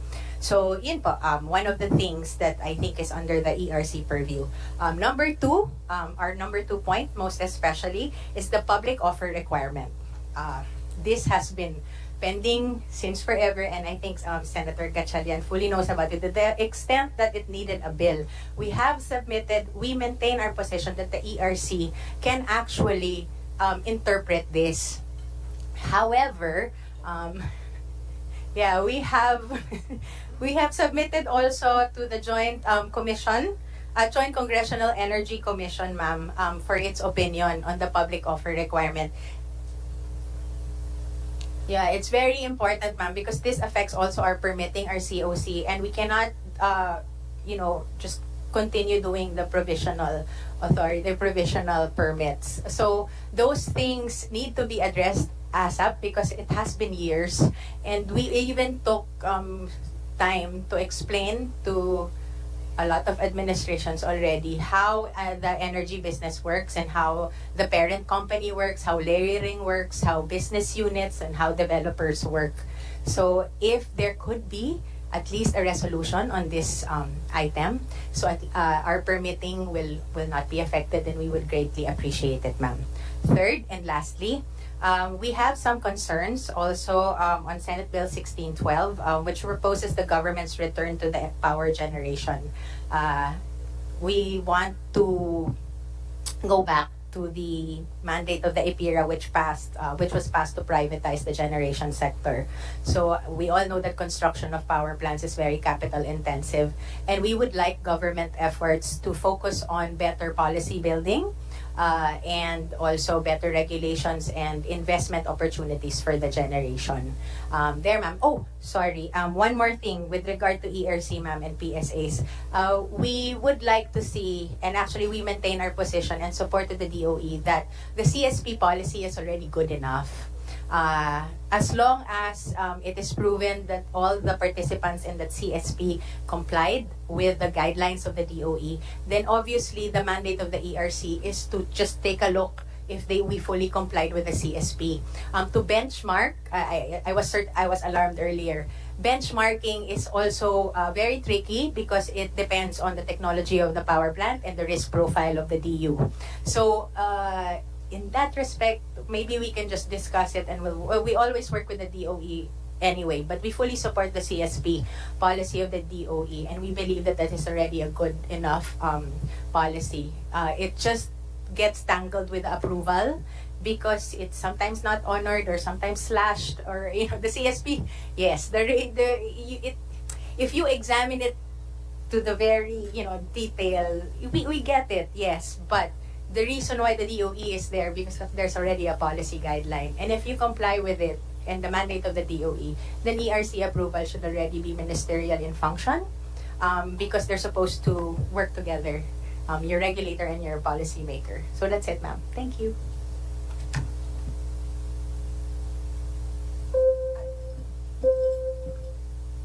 Just because you already went ahead and mentioned actually the bill of Senator Gatchalian, no, Senate Bill number 486, which is removing the public offering requirement. Can I hear from DOE and ERC very quickly on this? Because this is a two-page bill, so this can be handled separately, and we can already anyone is welcome to submit their position paper if you haven't included that. But quickly, DOE and ERC. Thank you much, and thank you very much, and good afternoon, Madam Chair and Senator Gatchalian. Yeah, the DOE fully supports the review of this policy. Yes, thank you very much. Support Of nyo. course, sir, kasama dun yung pagpo-process, including the processing. So we support that this public offering will be reviewed, and should it be So wala ka pang position? no, we support for that bill. In short, Oh, so you support. So you Yeah, po. support the removal of that requirement, the Yeah. public offering. Yeah. Yeah. Are you prepared? Are you prepared? If you're not prepared, then tell me you're not prepared. actually to po tell kasi me today. it's outside po doon sa ERC bill, kaya ang DOE hindi nag-provide ng official Okay, no statement problem. dito. So just let us know. Thank It's you. very simple. I don't mind if you get back to us on. You're right. We said we will prioritize the ERC regulation, so no problem. But do let us know. Anyone else is prepared to say something on this? So you can also submit if you don't want to take it. Yeah. Did you want to say something? Madam Chair, on the BOR, the ERC fully supports the bill po. Ah, okay. All right. Okay. Okay, thank you. So let's move on to RESA, Retail Electricity Suppliers Association. Mr. Roseos, you have 5 minutes, and then after that we'll go to Meralco, also Philreca. So let me now call on Mr. Roseos. Good afternoon, Madam Chair, Senator Gatchalian. I'll keep it short based on the directions of the Chair. We support the strengthening of the ERC. We leave it up to the DOE and ERC to work on the details. However, we take the opportunity that we raise a concern on a provision that prohibits a distribution utility from operating also as a retail supplier. We will provide you the position paper, and we can take your offer that will meet your staff, because among the industry players, we are the newest one. Marami kaming nuances that I think we need to expound further, and it will take so much of the committee's time. So we'll just ask for a time with your office. Thank you. Perfect, thank you. We'll set that. Okay, so let's now call on Meralco, Mr. Fernandez. Thank you, Madam Chair, and good afternoon, Senator Gatchalian. We only have two major general comments. First, we support the strengthening of the ERC. We support proposals to provide additional resources and improve the processes of the regulator. If the industry needs timely investments, the industry also needs timely decisions from the regulators and the policymakers. We would also recommend, though, that because when you provide resources, it's usually to meet a certain objective, and this objective should be time frames in coming out with those decisions. So we already have the Energy Virtual One-Stop Shop and the Anti-Red Tape Act. They have time frames for decisions, but not all of the actions of the ERC are within the EBOS and the ARTA. So for example, CAPEX applications, PSA applications, rate applications, they're not within the scope of EBOS and ARTA. So our proposal is to prescribe the same time frames for ERC to act on those applications as already provided in EBOS and ARTA. So this will give us a better view of what kind of resources will be needed for the Commission to be able to act within those time frames. Second, Madam Chair, is to clarify the jurisdiction of the ERC with respect to other agencies. So one is the Philippine Competition Commission, the other is PESA, the other is DOE for direct connect applications, and the other is with regular courts for the criminal provisions of the Anti-Pilferage Act. So ngayon ho, there's some confusion over which entities are responsible for which activities. So like one example is the Philippine Competition Commission. So our proposal is really to clarify the delineation so that the industry also is not confused, and it will also serve to decongest ERC if we can clarify what can be already be devolved to other agencies, and reduce their also burden, their regulatory burden. So we'll provide written comments for this, Madam Chair.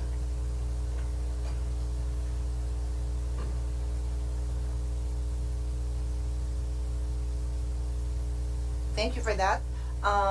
Let's now go to Philippine Rural Electric Cooperatives Association, PhilReca, Ms. Clarice Santos, and then please be ready. Pepoa, do I say that right? Pepoa, and then NGCP. Okay, Ms. Santos. Yes, good afternoon, Madam Chair and Senator Win. So, of course, we fully support the proposed amendments for the proposed Senate bills for the amendments of EPIRA, especially on enhancing the structure of ERC. But in addition to what was mentioned a while ago by Nia, we would just like to raise, of course, the one of the concerns raised to us by our member electric cooperatives, which is the pending applications for the capital expenditures. So this is besides the power supply agreement. So as of date, out of 121 electric cooperatives, we have 62 electric cooperatives with pending applications for capex. So out of these 62 electric cooperatives, one application goes as far back as 2011. So that would be around 13 years already.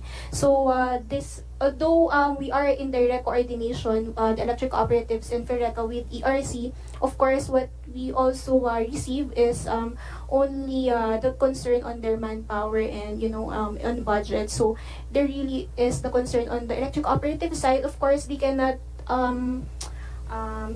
improve on their distribution facilities. So that, of course, affects the service that they provide to the member consumer owners. That's all, Madam Chair. Thank you for that.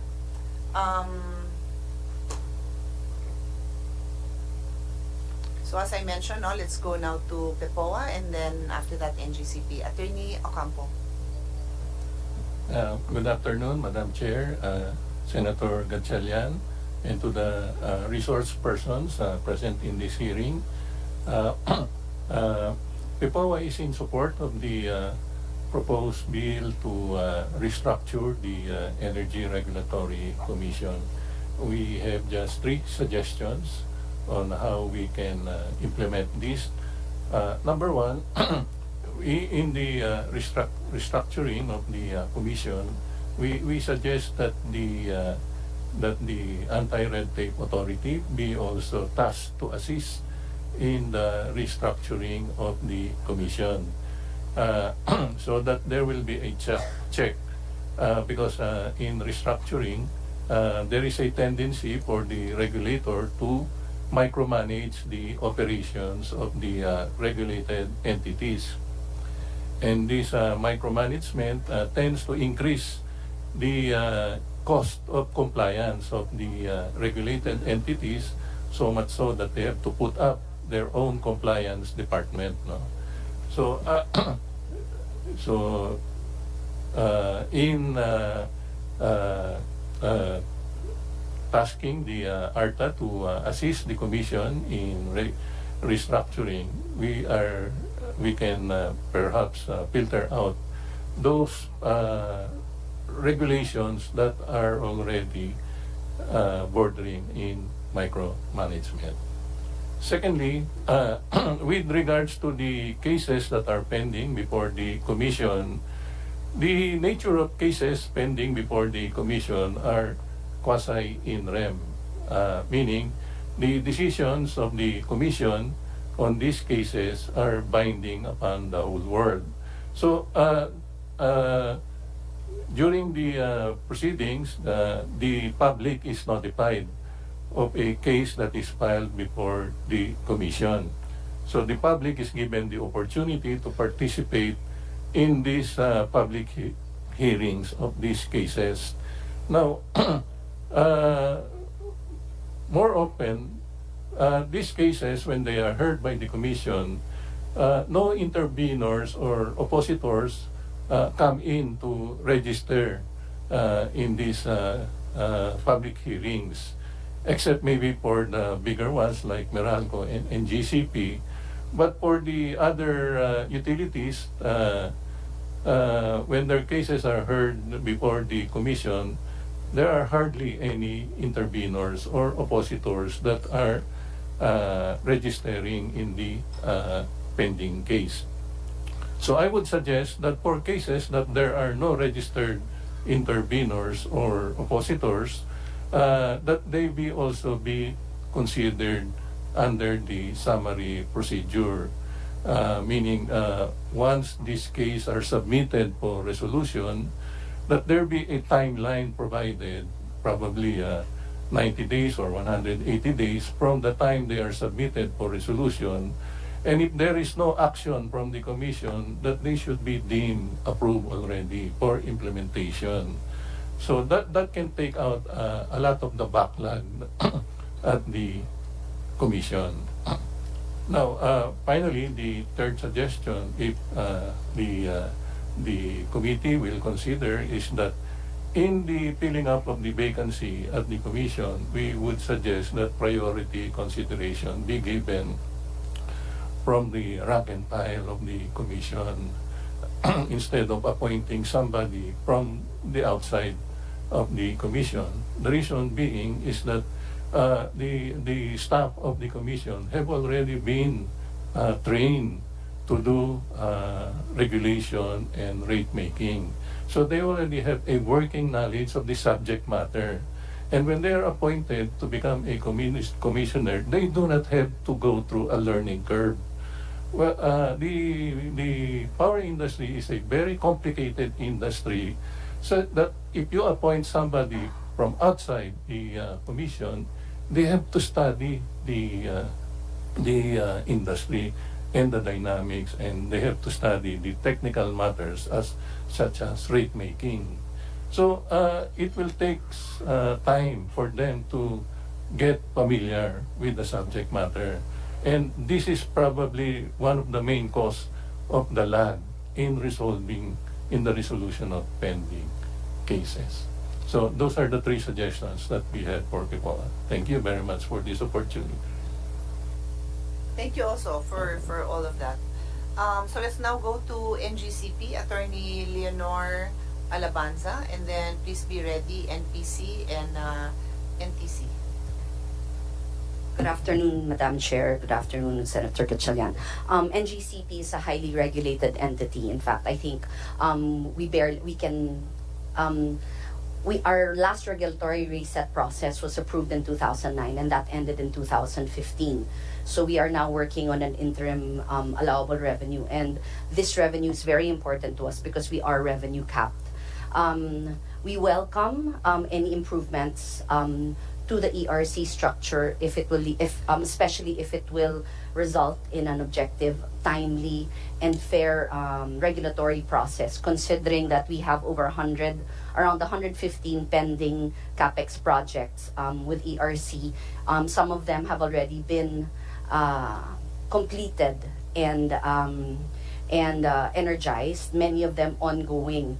And the timely action on these projects is now made more relevant in view of the ERC, of the Supreme Court ruling prohibiting NGCP from implementing projects without ERC approval. So that underlines the importance of the regulatory process for the transmission service provider. Thank you, Madam Chair.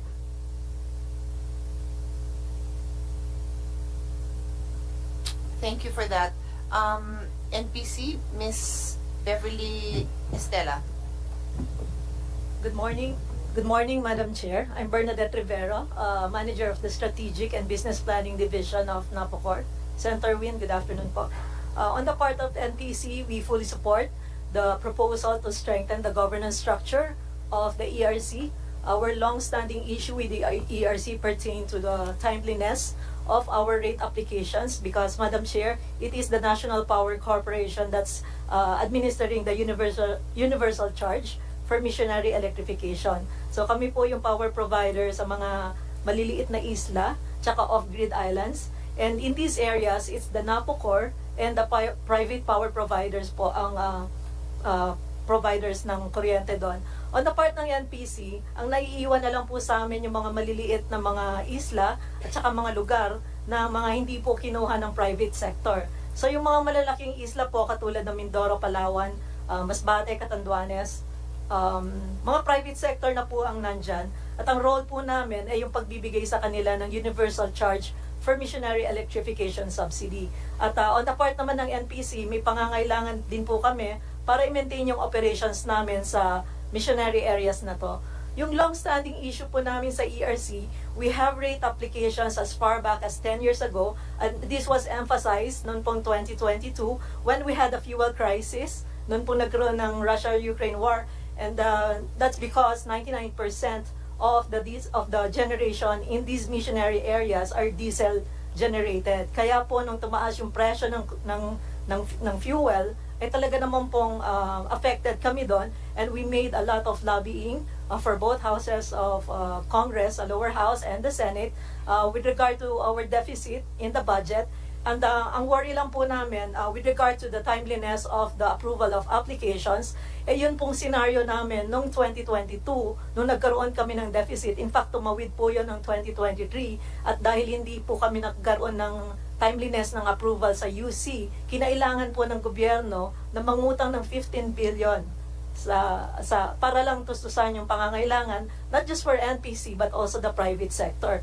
Ang worry lang po namin ngayong 2025, ganun na naman po ang scenario dahil we have rate applications as far back as 2017 that's pending with the incurred cost na po kasi ito, Madam Chair. So nire-recover na lang po namin, and kung hindi po kasi timely yung pag-a-approve, naging in question po yung sustainability ng operations not just for NPC but also the private sector.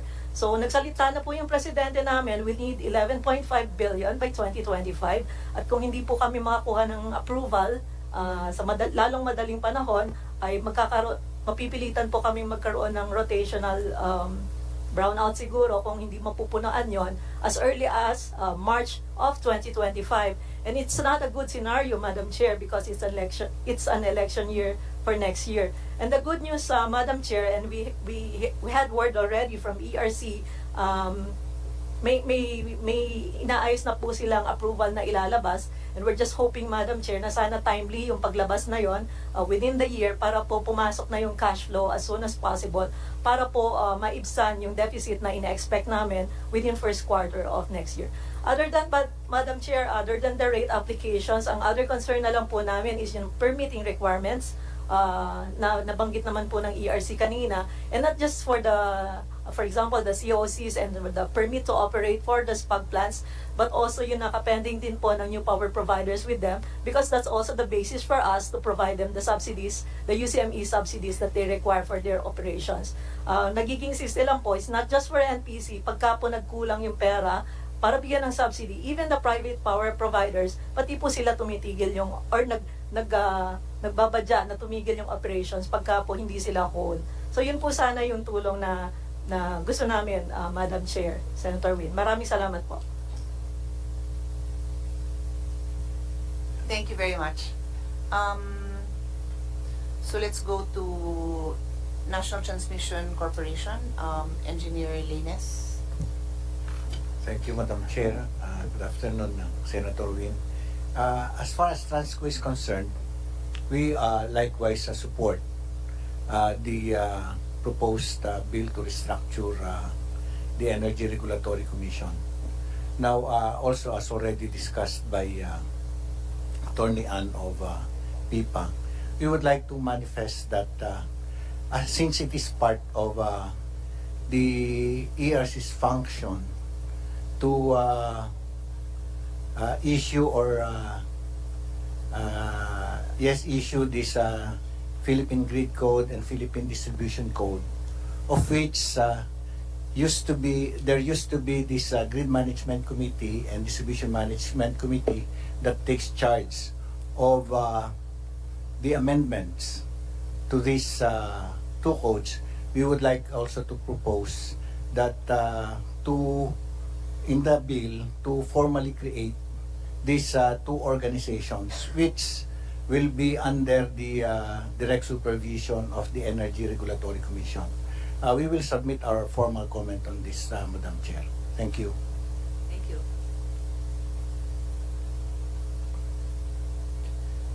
Let's now hear from PISAM, Mr. Dennis De La Serna. Good afternoon, Madam Chair, Senator Win. We have a few comments. Number one, we are in support of the ERC restructuring bill. I would like to add there that maybe a formula can be provided for the fiscal autonomy that ERC is asking for. Number two, with regards to Ms. Rivero's comments on their role, I also wanted to highlight that their role also is with regards to watershed management, and there are also pending applications for the universal charge for environmental charge, which are pending at the ERC, and the monies are also pending at PISAM. Now, purely for a PISAM concern, Madam Chair, if you allow me, the EPIRA provision on separation and benefits. For the corporations created under EPIRA, they do receive separation benefits, but for PISAM, which for the corporate life that ends in 2026, we do not receive a similar benefit. So we're seeking an amendment wherein for corporations that have an end of life or a restructuring or a reorganization, separation and benefits are also given to those type of corporations created under EPIRA. Thank you, Madam Chair, Senator Win.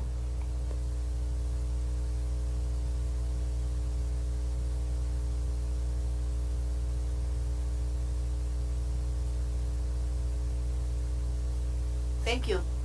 And then I think this is our final speaker,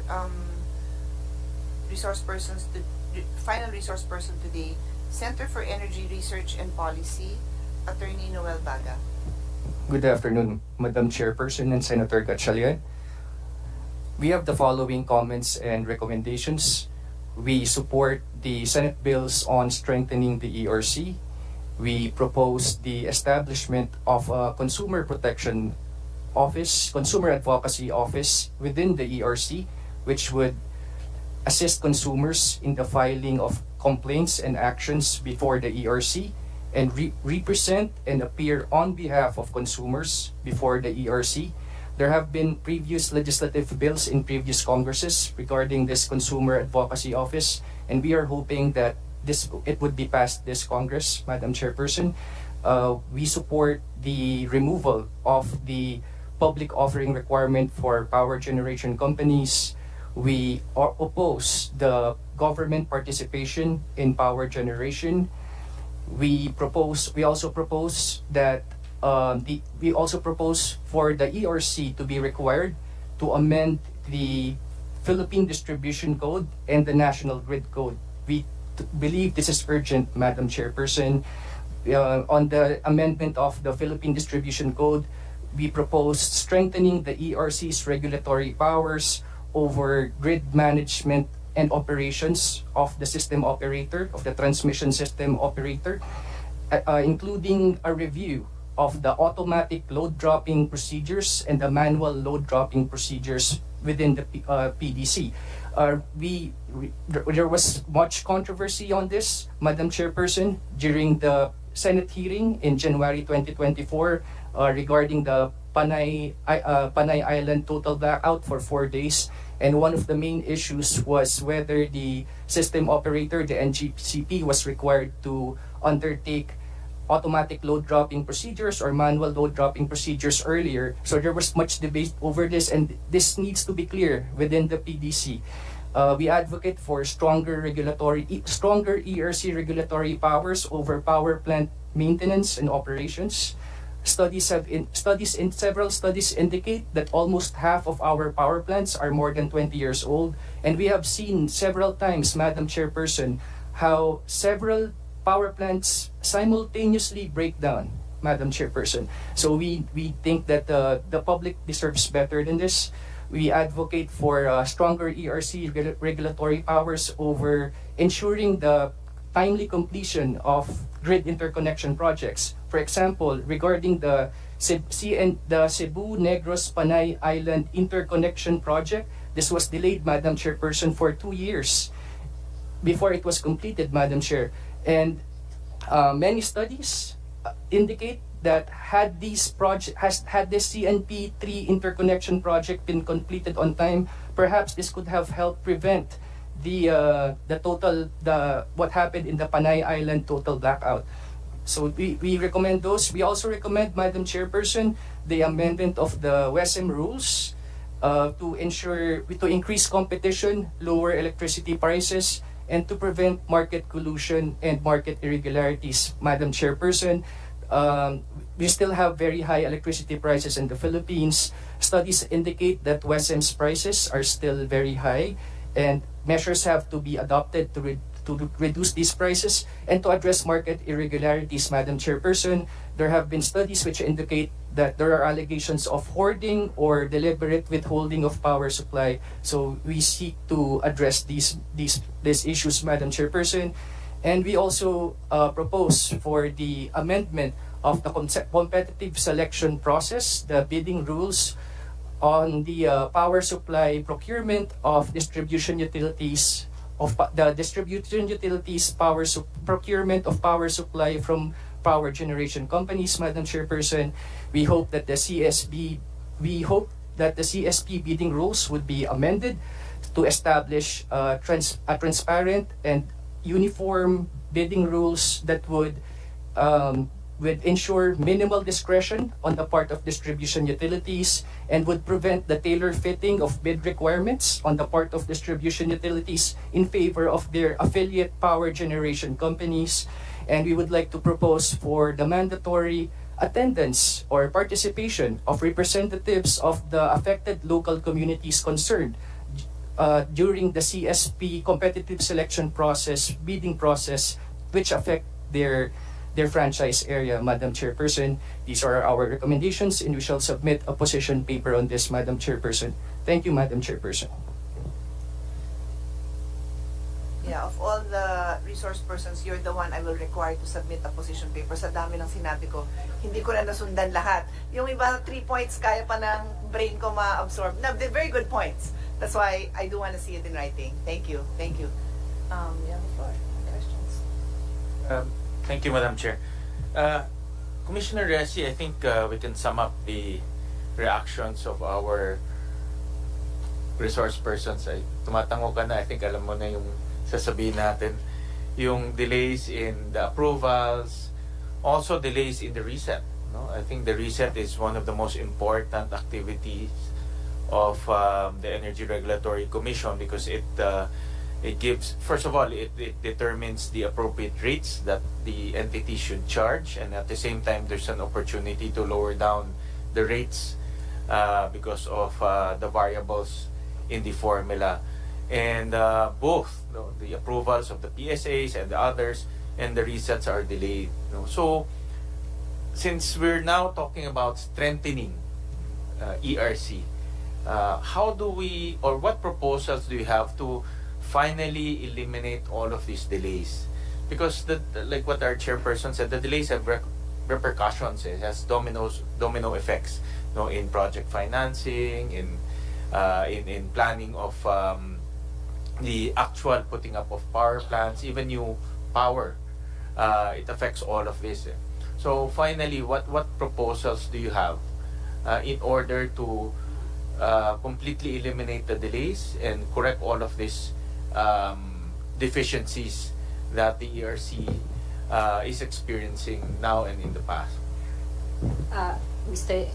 Madam Chair, Mr. Senator, I think it's embodied in the two major points that we raised earlier. First is to allow ERC to conduct periodic restructuring and reorganization, which, for clarification with the team, what we were envisioning is at least every 5 years we are able to reassess our complement and do some adjustments. Also, with the limited fiscal autonomy, which will provide us at least budget for some employee benefits, because as I've said, we are now competing with the private entities within the industry when it comes to salary levels and benefits that they are able to offer to the staff from the Energy Regulatory Commission. And also, I think our focus now will be on at least making our staff enough in number and also enough in quality or competency. When I was looking at your budget for the last many years, I noticed that you hire consultants.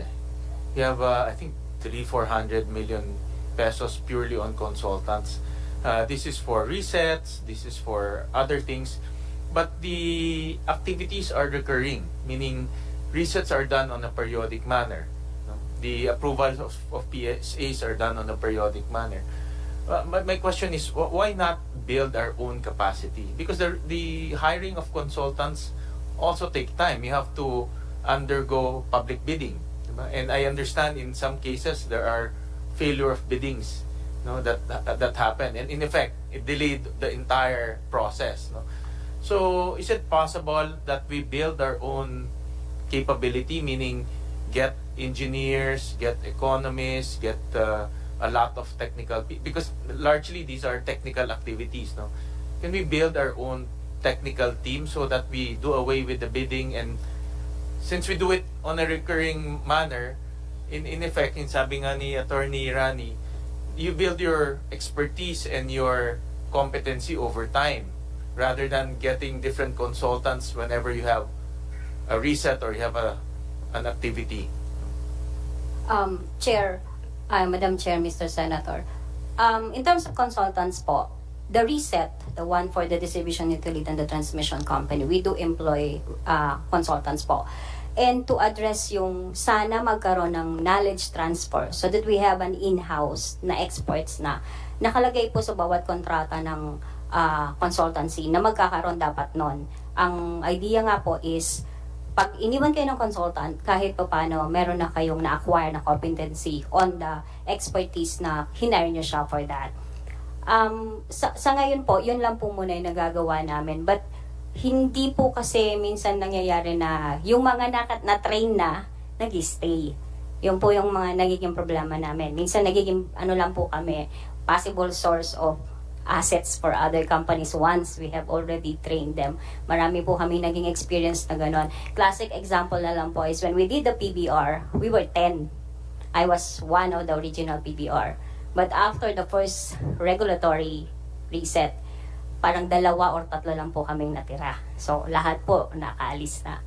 And doon naman po sa ibang task namin, we are fortunate enough to have grants and aids po from other agencies para yun pong mga rule-making na medyo nagte-take ng time ng staff na papastudy po namin through that consultant given by either USAID, UNDP, ganun po, sir. As of now, yun pa lang po yung nagagawa namin. But yun nga po, our hope is kapag nakakaroon kami ng reorg and we have the right salary and benefits for our people, we can hire the right people and at the same time have budget to continuously train them for competency, and by that po, we will be able to do away with consultants po.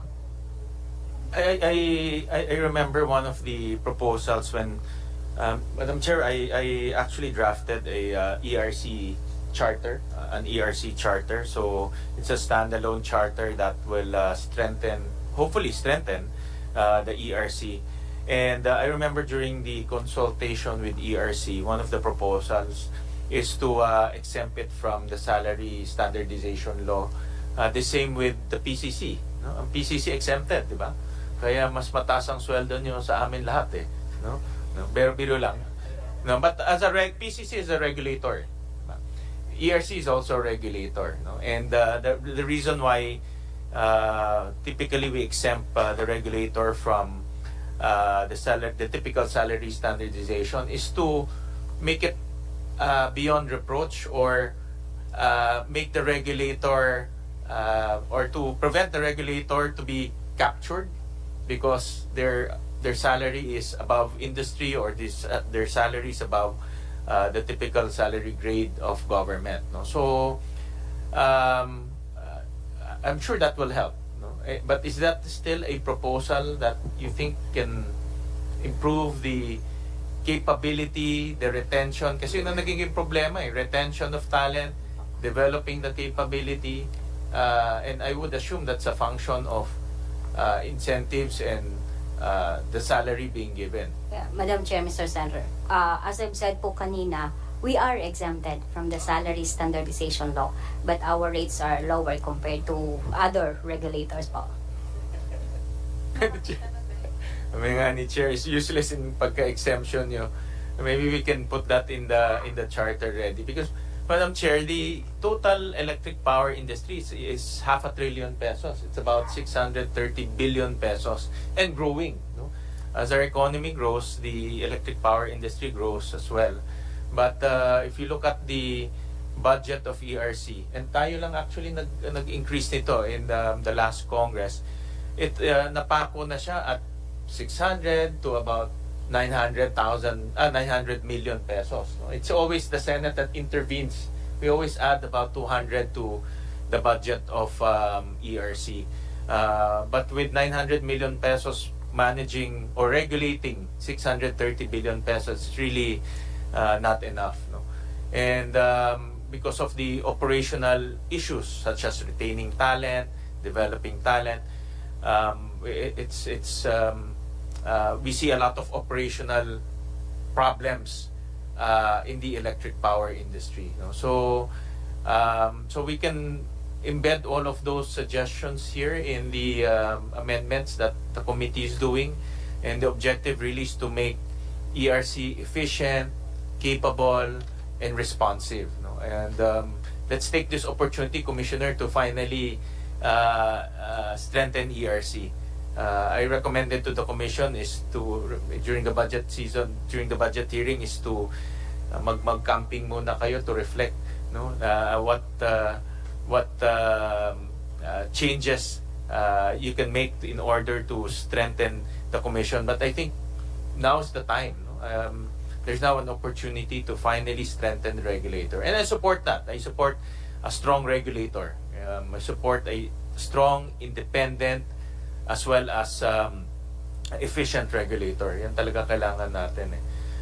I think partly why the whole country is not realizing low power rates is because also the regulator, and with all due respect, with all due respect, is the regulator is not as efficient as what we want. No? May pagkukulang rin ng national government because we're not giving you the budget and the salary that you require. But I think that's the missing link in order to fully realize lower electricity rates. No? So let's take this opportunity, Commissioner. Thank you, Madam Chair. So thank you everybody for your time. I need to commend everyone here. It's one of the first hearings that I didn't have to lecture someone to follow my rule, which is don't read your position paper to me. You're all very obedient resource persons, and I thank you for that. I think you're very used to articulating your needs, and that's why you were able to work within my parameters. I really appreciate it, because I will fall asleep if you read your position paper. The time to do that is when I'm alone with my team or wherever. The time here was to do exactly what we did in very efficient time. I'm assuming you're all very busy people, so I'm happy that we finished in a reasonable amount of time. We will suspend, and then we will have follow-up hearings or TWGs, because it is urgent for us to pass a bill that empowers, regulates, streamlines ERC's roles, jurisdiction, whatever is needed, and we are limited by the reality that this is going to happen when the Senate is in the budget season already. So almost the entire month of November we handle the budget, and then a bit of December. But the goal is to try to get this done before the year ends, so that we have time to get it done. I mean the bill, the committee report, and hopefully on the floor to start some debates, so we can pass this. I don't want to say December, but let's see, January. Yes. For us to prepare our position in all the issues, are we going to include also the issues mentioned that are beyond the ERC chapter? Yeah, so your priority is ERC. So I would suggest that everybody start focusing on that. You can also provide reactions to what you've heard from other resource persons. You may have made your point clear, but somebody gave a contrary and you want to rub it in that you oppose that. You can do that. Let's focus on ERC. For DOE and ERC, you may react to any, if you want, just put it in a separate position paper so it doesn't take as much time. But like Attorney Baga mentioned, a lot of issues. That's more than welcome. I'm happy to be, to understand these issues better, maybe have meetings to discuss this. But as I said, the priority is ERC. Okay? So thank you very much, everyone. I hope you still have the rest of your day to go back to work and prepare your final position papers on this. Thank you so much. This hearing is suspended.